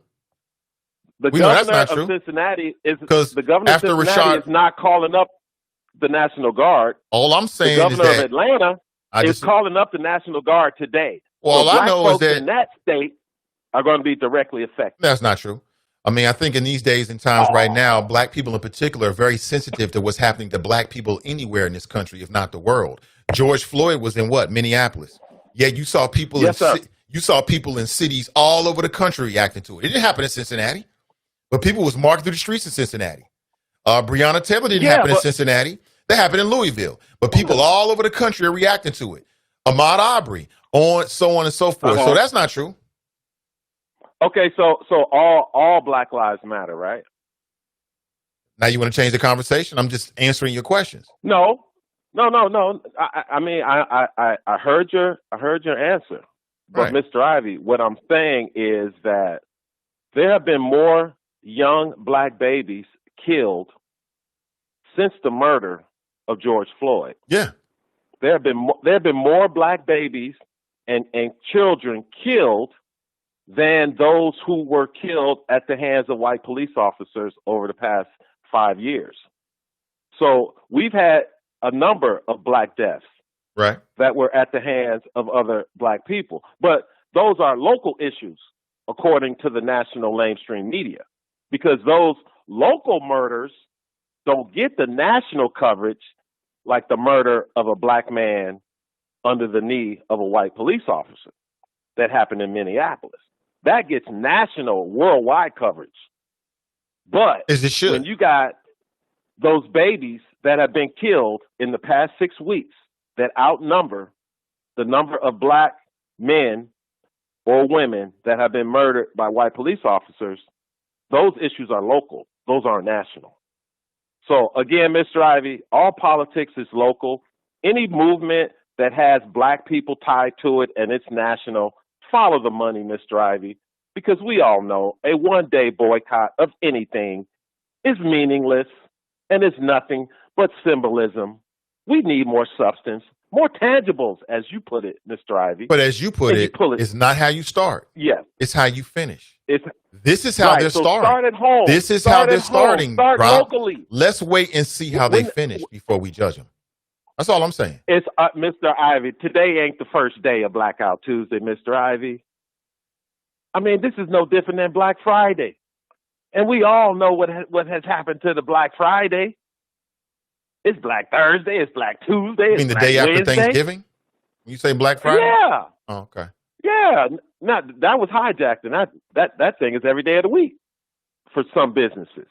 It was a movement that was hijacked. So this so-called Blackout Tuesday, Mr. Ivy, I appreciate you promoting it. You're a businessman. You got to do what you got to do. But we all know. Okay. Some black folks know. They know what the deal is. Boycotts don't work. They're corporate money grabs. Okay? Right. So thank you for letting me vent. But Mr. Ivy, these young babies that are getting killed, something has to happen, Mr. Ivy. Barack Obama, somebody got to start pointing out this stuff. Because something's not right, Mr. Ivy, for the media to cover certain things nationally and then certain local issues, they act like it don't happen. That's all I'm saying. Drop Squad 52. Talking science to anyone who wants to catch it. Protect your babies, people. Appreciate the call. Appreciate the conversation. I mean, a couple things here. I mean, when other groups have boycotts, they always seem to matter and have impact. When black folks have boycotts, they never work. It's funny how that works. And then I just resist this idea that black people aren't talking about crime that happened to children. It's black people primarily I see talking about it. I see it reported all over black media. You know what I'm saying? I think people are very subjective in terms of what they decide they want to talk about and what they pick up on. But this is a video from World Star. Speaking of what he was talking about, a young girl was killed down in Atlanta. And the family and the father had some really interesting things to say that I think are worthy of our attention and time. Check this out. They say Black Lives Matter. You killed your own. Killed your own this time. Just because of barrier. They killed my baby because she crossed the barrier and made a U-turn. You killed a child. She didn't do nothing to nobody. They didn't give us time to make a U-turn.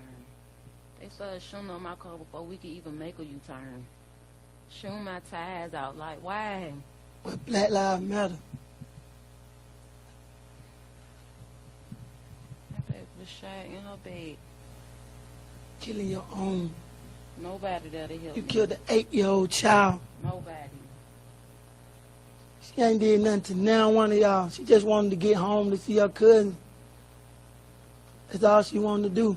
She just wanted to get home. I mean, that's a terrible situation right there, man. I'm a very emotional guy. I'm damn near in tears right now watching that.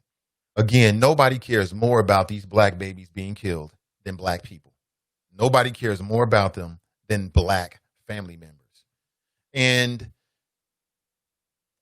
I'm trying to figure out how I feel about people tying, what happened, these tragedies with these children to the Black Lives Matter movement to try to get, to stop law enforcement from brutalizing black people, because part of me feels like it's disingenuous. Like part of me feels like the only reason why people bring that up again, is kind of like, what about black on black crime? Part of me. But what I would say is that as it relates to the conversation about whether Black Lives Matter or not, there's a lot of compartments, right? There's a lot of silos. One is the conversation about the brutalization of black folks by law enforcement. And it seems like everybody's focused on that right now. And then the other is a conversation within the black family itself in terms of how we're dealing with one another. You know what I'm saying? To me, there is a difference between having an issue with law enforcement killing unarmed citizens and crime that happens in black neighborhoods. I see a huge division between the two. But the similarity is we're talking about black lives. I want to know how you feel about that. 513-873-7134. This whole idea that black people, ain't nobody talking about it, is racist, it's bigoted, and it's a lie. Black people are talking about it. The black family members that have lost family members are talking about it. When people say, oh, ain't nobody talking about it, like Dusty Rhodes, don't nobody want to talk about when they kill black babies, he's a damn lie. He's a lie. Either he's lying about it or he doesn't care enough to really plug into black media that's discussing it. Okay? That's what I think. Should we have a discussion about that? Yeah, the discussion is different. It's a different discussion. I mean, one is a conversation that is about public servants that are being paid by you, taxpayers, to brutalize you and then get away with it and then not go to jail. And the other is a conversation about the crime, the conditions that create the crimes and the mentalities that breeds those kind of situations like that. Yeah, it's true. Because of racism, you got a lot of black people that live in neighborhoods that they deal with a lot of crime and drugs. But people want to water it down to, well, what about Black Lives Matter? I mean, if black people care about it, that's a larger, deeper conversation. Black folks don't want to live in those neighborhoods. We didn't create those neighborhoods. We were put in those neighborhoods, isolated by interstate highways, forgotten by banks, right? No hope, but nothing but drugs. The hope is taken out, the drugs are pushed in, and that's what creates those situations. The same thing could be happening anywhere in the world where you have no hope and a lot of dope. But then people want to water it down to, well, I thought if Black lives really mattered, then why did the 5-year-old get shot by a dope dealer who's probably on all kind of drugs? Who knows how this individual is living, how they were brought up? But they want to water it down and make it real simple to try to use it as a weapon against the conversation about police brutality. I see right through you. We ain't falling for that. If you really care about this 5-year-old and this 8-year-old, then we need to change the conditions in which these folks are living in. Simple as that. We need to stop the redlining of the banks. We need better schools. It's a deeper conversation than just, what about Black on Black lives? Stop it. We too smart and intelligent for that here on the Nathan Ivey Show. The Choppers and I ain't going for it. We see right through it. Okay. One is about police brutality, brutalizing taxpayers, and then getting away with it. When they catch this brother that killed that girl, he's going to jail. These officers don't go to jail. Don't try to make it the same. It's not the same. One is a historical conversation that created these environments in which people basically are reduced to animals, right? Living by the gun, living by the sword, on drugs all day long. That's a whole separate conversation. I mean, we should have it. But that's a conversation about the quality of the schools. That's the conversation about the quality of the loans and the banks and the opportunities in those for those neighborhoods. That's a deeper conversation. Please stop, because we ain't going for it. Let's go to the phones here. We got a call on the line. Good morning and welcome to the show. I'm doing great. Hold on one second, brother. I want to make sure everybody can hear you. All right, there you is. Glenn, you on the line? Yes, sir. Can you hear me? Hey, I can hear you now. Good morning. We can all hear you now. Good morning and welcome to the show. Hey, good morning, Nate. Hey, man, I'm watching you on Facebook. I'm listening to you on Spreaker, and I'm trying to work.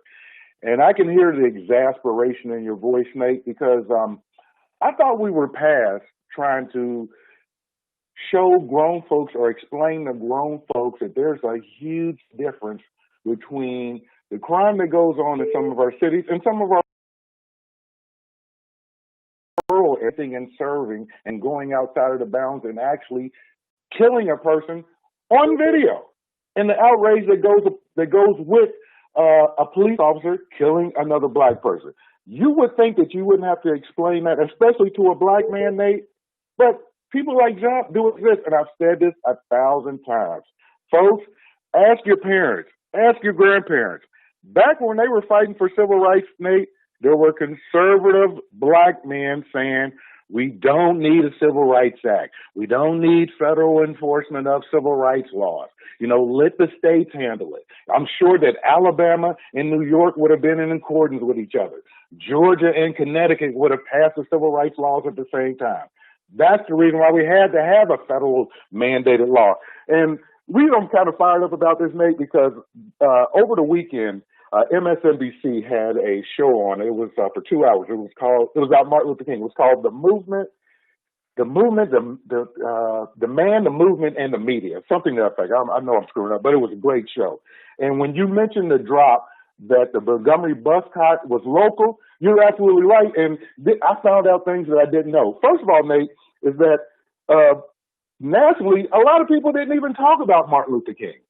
I mean, they didn't know who Martin Luther King was, but it was followed by the Black newspapers from Baltimore, in Georgia locally, and I can't remember the name because they talk about this one Black reporter and it's crazy, mate, because they were using the same type of racist tropes against the media back then that they are today. You know, the media's left wing. Matter of fact, they called them white N-words back then, and they attacked the press just as much as they attacked John Lewis and the civil rights marchers back then. But, I get frustrated with drop. I'm past that point because it's become hilarious. I mean, it's like, why can't you, and I put it in the chop shop, mate, why can't you put up the story about how the Blackout Tuesday started? I mean, It's readily available. It was started by two guys in the music industry. They were trying to make an impact by saying, don't spend your dollars. And Nate, you're absolutely right. If we can spend our black dollars at a black business instead of going to Walmart, instead of going to the dairy, I guess, or, just whatever, then make that attempt. That's all it's about, Drop. I mean, you're arguing that, I don't even know what your argument is. Like you're arguing for what, the business owners, the white business owners? And they finally, after about at least 2 months, you were able to ask him probing questions in which he had to answer and really didn't have an answer. He just fell back in the right-wing talking points, and then he pulled out the ultimate card. What about black-on-black crime? And basically what they're saying, Nate, is if you don't solve black-on-black crime, we're not going to give you racial equity. We're not going to treat you fairly until you solve your problem. That's like a black person coming up, you know what? You remember Gene Galvin? You got a freaky priest problem. Remember, you used to get a freaky priest update when he had his show back in the day. A white dude used to give that. There are white people dying around this country. There's just a white guy, up in Dublin, Ohio, just killed a police officer. Then ran off in the woods and shot himself. Nobody's talking about that. They never, because right now it's supposed to be the Black Lives Matter people that are busting shots at the police. No, actually, it's white guys doing what white guys have been doing. And I told you this before, Nate. In the past 10 years, 75% of domestic terrorist acts in this country have been caused by right-wing, white nationalists, white ethnos, whatever they call themselves now, the Proud Boys, the Boogaloo Boys. They have been committing these crimes against cops. They have been committing the domestic terrorist acts. But they're worried about Black Lives Matter. And again, I know you didn't want to get into it yesterday, but you see the president. He's equating Black Lives Matter movement, the protesters, as he calls it, the agitators, to Al-Qaeda. Really? That's what we doing now, Nate? And then we got fools like Drop calling in and caping for the guy. I dance for the Confederacy. He took a shot at Bubba Wallace yesterday. Did you see that? He's asking Bubba Wallace to apologize for something that he didn't find. So he's going full culture war. And again, we got those black people out there like Drop and others that are going to be on the wrong side of history again. And I'm going to be sitting right here just laughing at that. Let me say this real quick, Nate. I got another VP choice, and actually she's rising up at the top. I didn't notice her when I should have because, I've been a big Val Demings fan. But I kind of like the push that they're giving to Susan Rice. I think she's sharp. She's got that edge to her. She's got that sister in her, but only on a national security basis. That's willing to call Trump out. That's willing to call Mike Pence out. Well, what did you know about the Russian bounty case? What did you know about? And this is the thing, Nate. Have you noticed this? Their argument is that the president doesn't read. And remember, we talked about this a long time ago, that he went from daily briefings to 1 or 2 times a week. They have to give it to him verbally like he's a freaking little kid with ADHD. And I told you, they went out to an outside consulting firm to see how do we talk to dummies. How do you talk to this guy? Because apparently he ain't getting it and ain't getting it and putting, the COVID-19 briefs and the Russian bounty briefs over there with the community press and the Watchtower pals is not good enough. It wasn't over there with the bills that need to be paid. He just completely skipped over this stuff. And now you got 50,000 people about to die. The virus is spreading all over the country. And you see what's happening, Dave. It's spreading to the state that never got to standard when it comes to the opening stages, even Trump's federal guidelines, would be people that were reluctant to put on masks, people that were reluctant to shut down bars and restaurants and stuff like that. And now you're seeing it's exploding in the Bible Belt and down south, Florida, Texas. I remember, what was it, 2 weeks ago, 3 weeks ago? Ron DeSantis was the man. He took on the media, and you guys aren't giving out the real stats. Now they're having an explosion. They're basically the New York of the South right now. And it's going to continue to happen, Nate. And you pay attention to the news just like the rest of us do in the chop shop. Nate, more and more, and if the infection is still going to continue to rise, our kids might not be going to school. And all of this boils down to the top, the man at the top not having any type of federal guidance whatsoever. So he allowed 50 governors to make their own plans. And, Mike DeWine started, he's like Mark Schott and Adolf Hitler. Mike DeWine started off fine. He was getting great marks. People in the chop shop were praising him. And then what happened? He got heat from the right wing, the Republicans. They went after Dr. Amy Acton, remember, because she formerly worked for Barack Obama and she's pro-choice. But what about her qualifications as a medical expert? They put the heat on her. She resigned. Of course, Mike DeWine, he's a Republican, so they put enough pressure on him that, the Trumpsters that open up regardless. But what's happening in Ohio? We're starting to see a spike, and it's just like everyone else. If you saw Dr. Fauci yesterday, he said we're basically in the same. We're still in stage one. We went out to peak, Nate, went back down just a little bit, and went right back up. And it's not like Ohio's going to be isolated. People from Florida, people from Georgia, people from Texas are coming to Ohio. And guess what they're doing? They're probably not wearing masks. Nate, I'm out here. I wear my mask everywhere now when I didn't before. I mean, everywhere. I took my son to Walgreens Sunday so we can get a card for her sister because her birthday's coming up and she'll be out of town. Well, he'll be out of town, and he wanted to get her card. And the whole time I'm like, boy, you got your mask. I mean, I probably said it 3 or 4 times before we even left the house. As soon as we get there, I'm wearing my mask, you wearing a mask. Like I said, I got the Black Panther mask from TNT. It's sweet as hell. And I'm wearing it. And that's actually, a lady asked me what's at my I got one too. Because I got to. Yeah. Yeah. Yeah. It's sweet. I'm sporting it. But yeah, man, I'm sitting there looking at folks.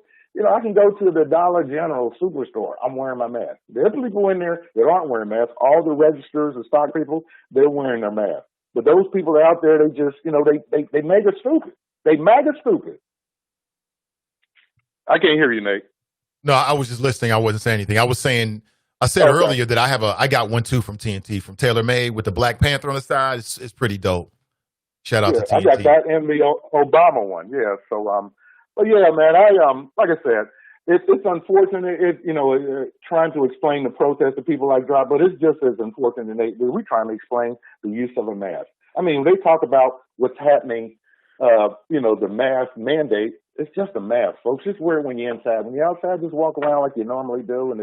But I would say wear a mask. So that's just it, Nate. That's all I got, man. Let me try to get back to work, man. I appreciate That's all I need, brother. Appreciate the call. Appreciate the call. His line is now available, 513-873-7134.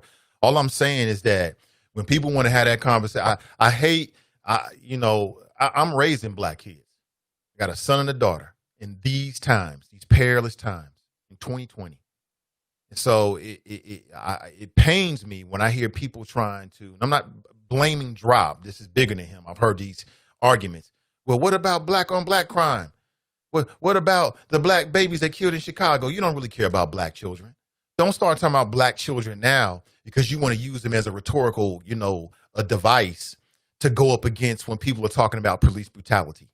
If you really care about these black kids, then get involved in those neighborhoods. Okay? If you really care about black kids, then get behind the efforts that build more equity, policy, and tangibles for their parents. If you really care about black kids. That's why I got so mad with Dusty Rhodes. Don't even open your mouth, Dusty, about black children if you ain't doing nothing for black children. Because there's so many things you could be doing. If you really cared about, what about the kids that are happening? Well, that kind of crime is a direct result of the history of the systematic racism and being locked out of a whole lot of opportunities. If you really care about these black kids, then get behind initiatives and policies that put more money in their mamas and their daddies' pockets. If you really care about them, because then they can move out. If you really care about black kids living in these neighborhoods and they become the victims of drive-bys, then get behind policy, strategies, tangibles that will, put more money in the hands of black entrepreneurs so they can create businesses and systems. They can uplift their own families. Get behind initiatives where their mothers and fathers can become homeowners in polite neighborhoods where dope dealers are not having those kind of things happening. But don't just bring it up now because everybody's trying to hold police accountable. It just seems real disingenuous to me. If you really care, then show it. Dusty and anybody else that it might, if you feel like I'm talking about you, I'm talking about you.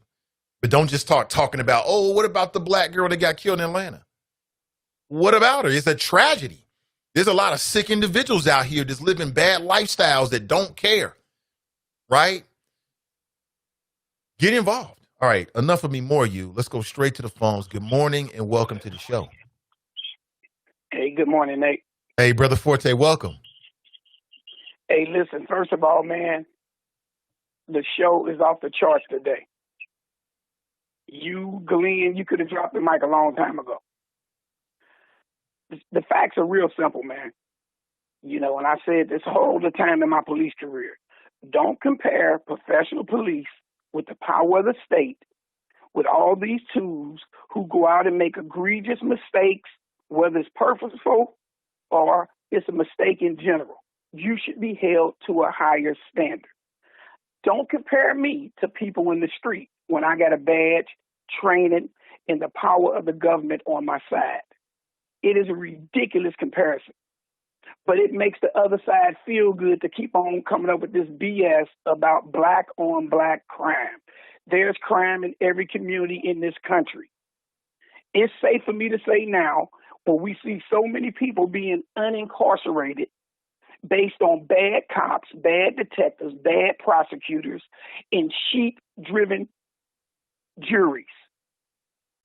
Juries are nothing but sheep. They're sitting up there, everything is over their head in most cases, and you got two powerful, educated people trying to draw them to one side or the other. So like I said, it speaks for itself. Thank God for DNA, and thank God for these people with the deathbed confessions. I got cancer, I'm going to die, I need to straighten it up. I put that guy in jail 25 years ago. It's insane, brother. But pound for pound, like I said, man, the Choppers is a unique group of people, and I'm glad to be a part of it. And what I want to tell you is, first of all, the Blackout Tuesday, hey, great effort. Prayerfully, people will listen, and we'll see the impact we could have. Now, next thing I'd like to bring up to you, brother, you still there? Yeah, I'm certainly here, man. Okay. I know we've been hitting on the topic a lot about the CCWs and black people arming themselves under the Second Amendment. Mm-hmm. You know, during a pandemic, during a crisis is a bad time to prepare for a crisis. But at the same time, I can let you know that Joe and I, man, we're so busy, but we're doing a lot of what we call private classes. People like yourself call up, give me a date. I'm going to bring you 10 people, 15 people, whatever. Right now, just buying bullets, cartridges has went up over 100%. Guns then went up in the neighborhood of 20 or 30%. So, you know, we still can do the classes. We still going to try to keep the price affordable, but the overhead then went through the roof. Damn. You know, it makes perfect sense. If Joe and I are having trouble buying cartridges, and we buy thousands at a time, I can simply tell you, I just took a trip to visit mother-in-law.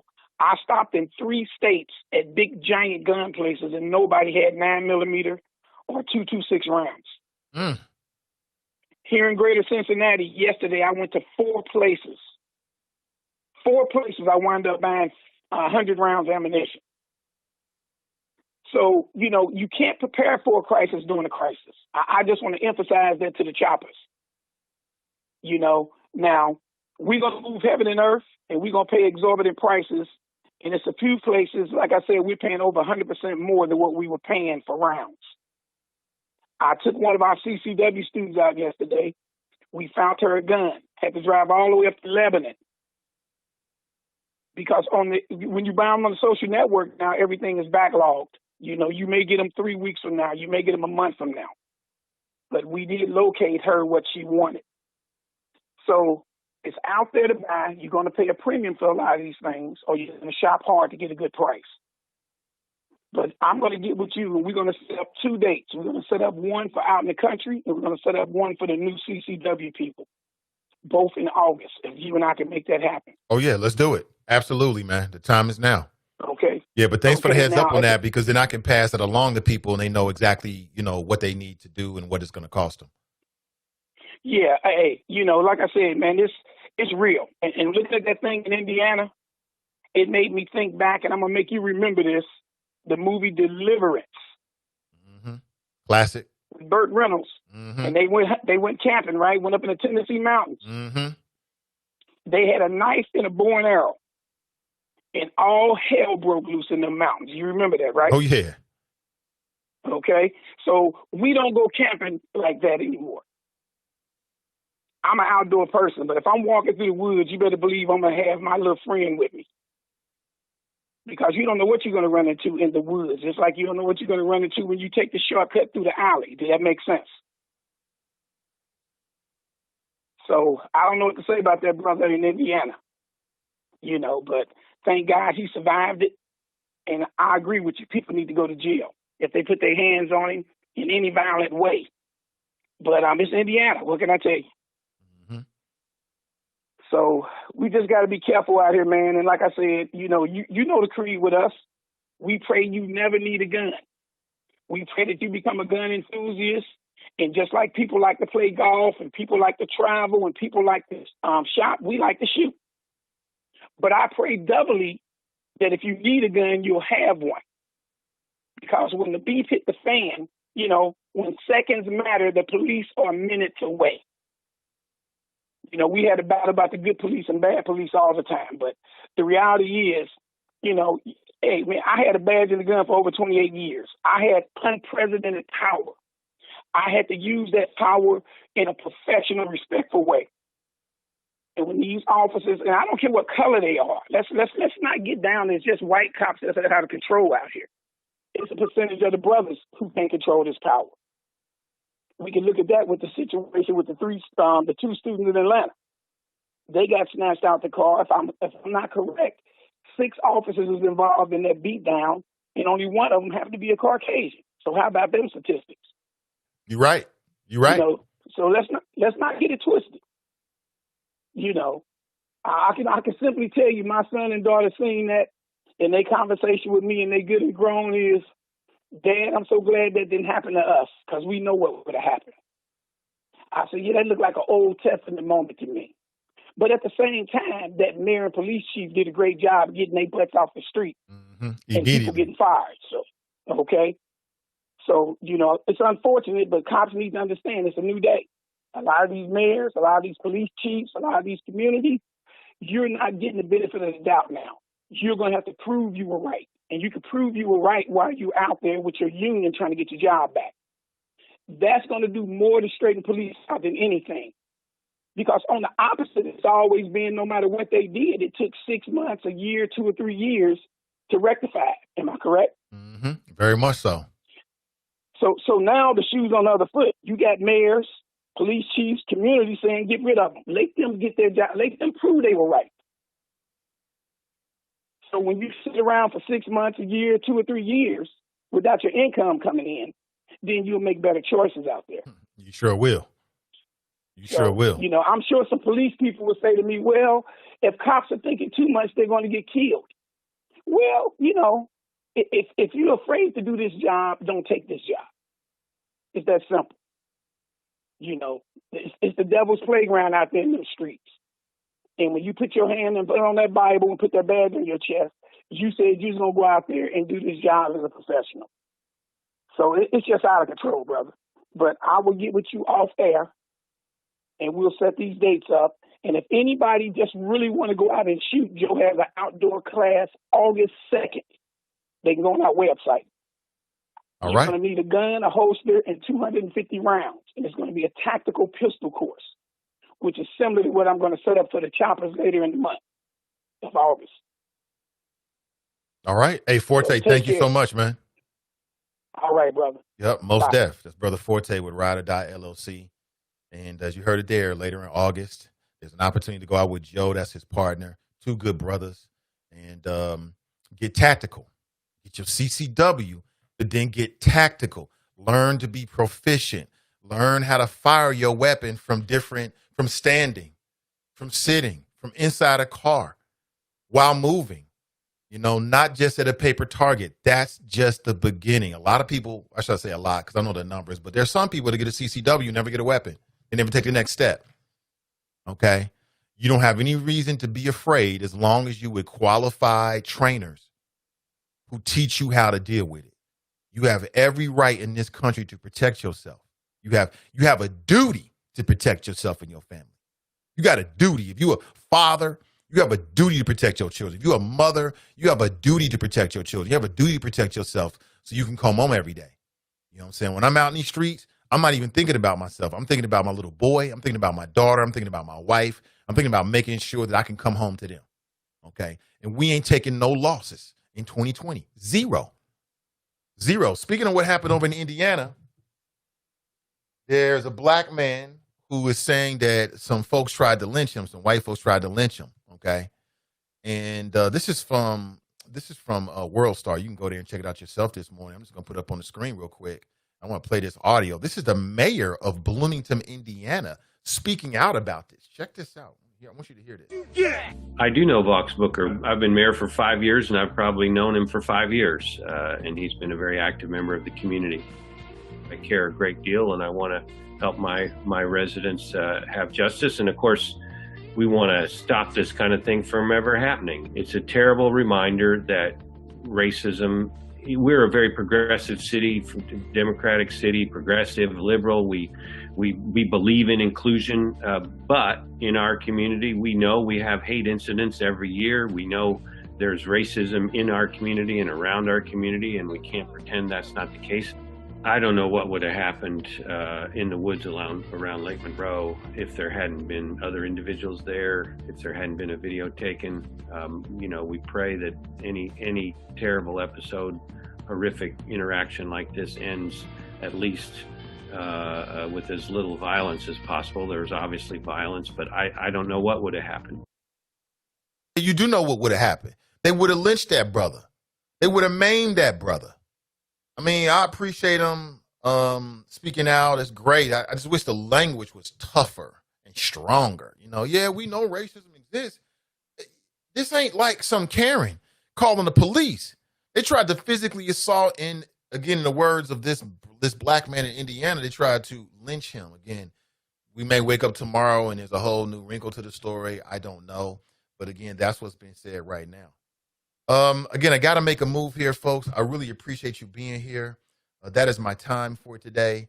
Have an excellent rest of your day. I'll be back with you tomorrow morning, bright and early, and we'll be talking about numerous things. You never know, including, I'll save it. There's some interesting things that are happening around businesses. It's being reported that a lot of these larger companies have gotten tax-supported, essentially stimulus packages, while Black-owned and minority-owned businesses are still wondering when the check is coming in. I want to talk about that. And also, is the mayor of Cincinnati going to join a growing national movement to ensure that people who may be in danger of being evicted are not evicted?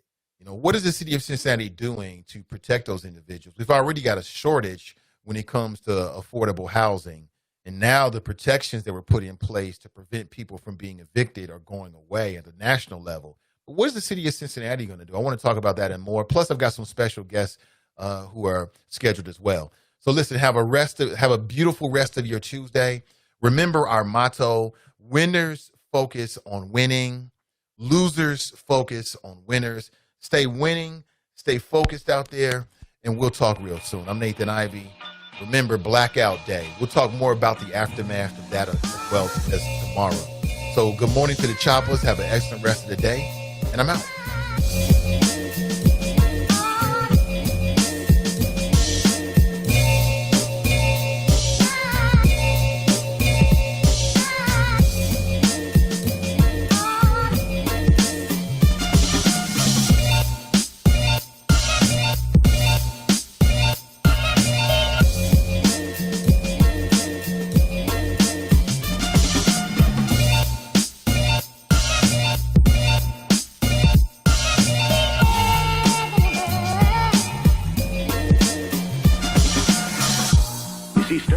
Sound for the home is recorded on two separate tracks, each one giving special emphasis to certain sections of the orchestra, as heard from those positions. Now, when played back simultaneously on two separate systems, the sounds are blended together to achieve a new dimension in sound impossible to obtain in a monaural recording.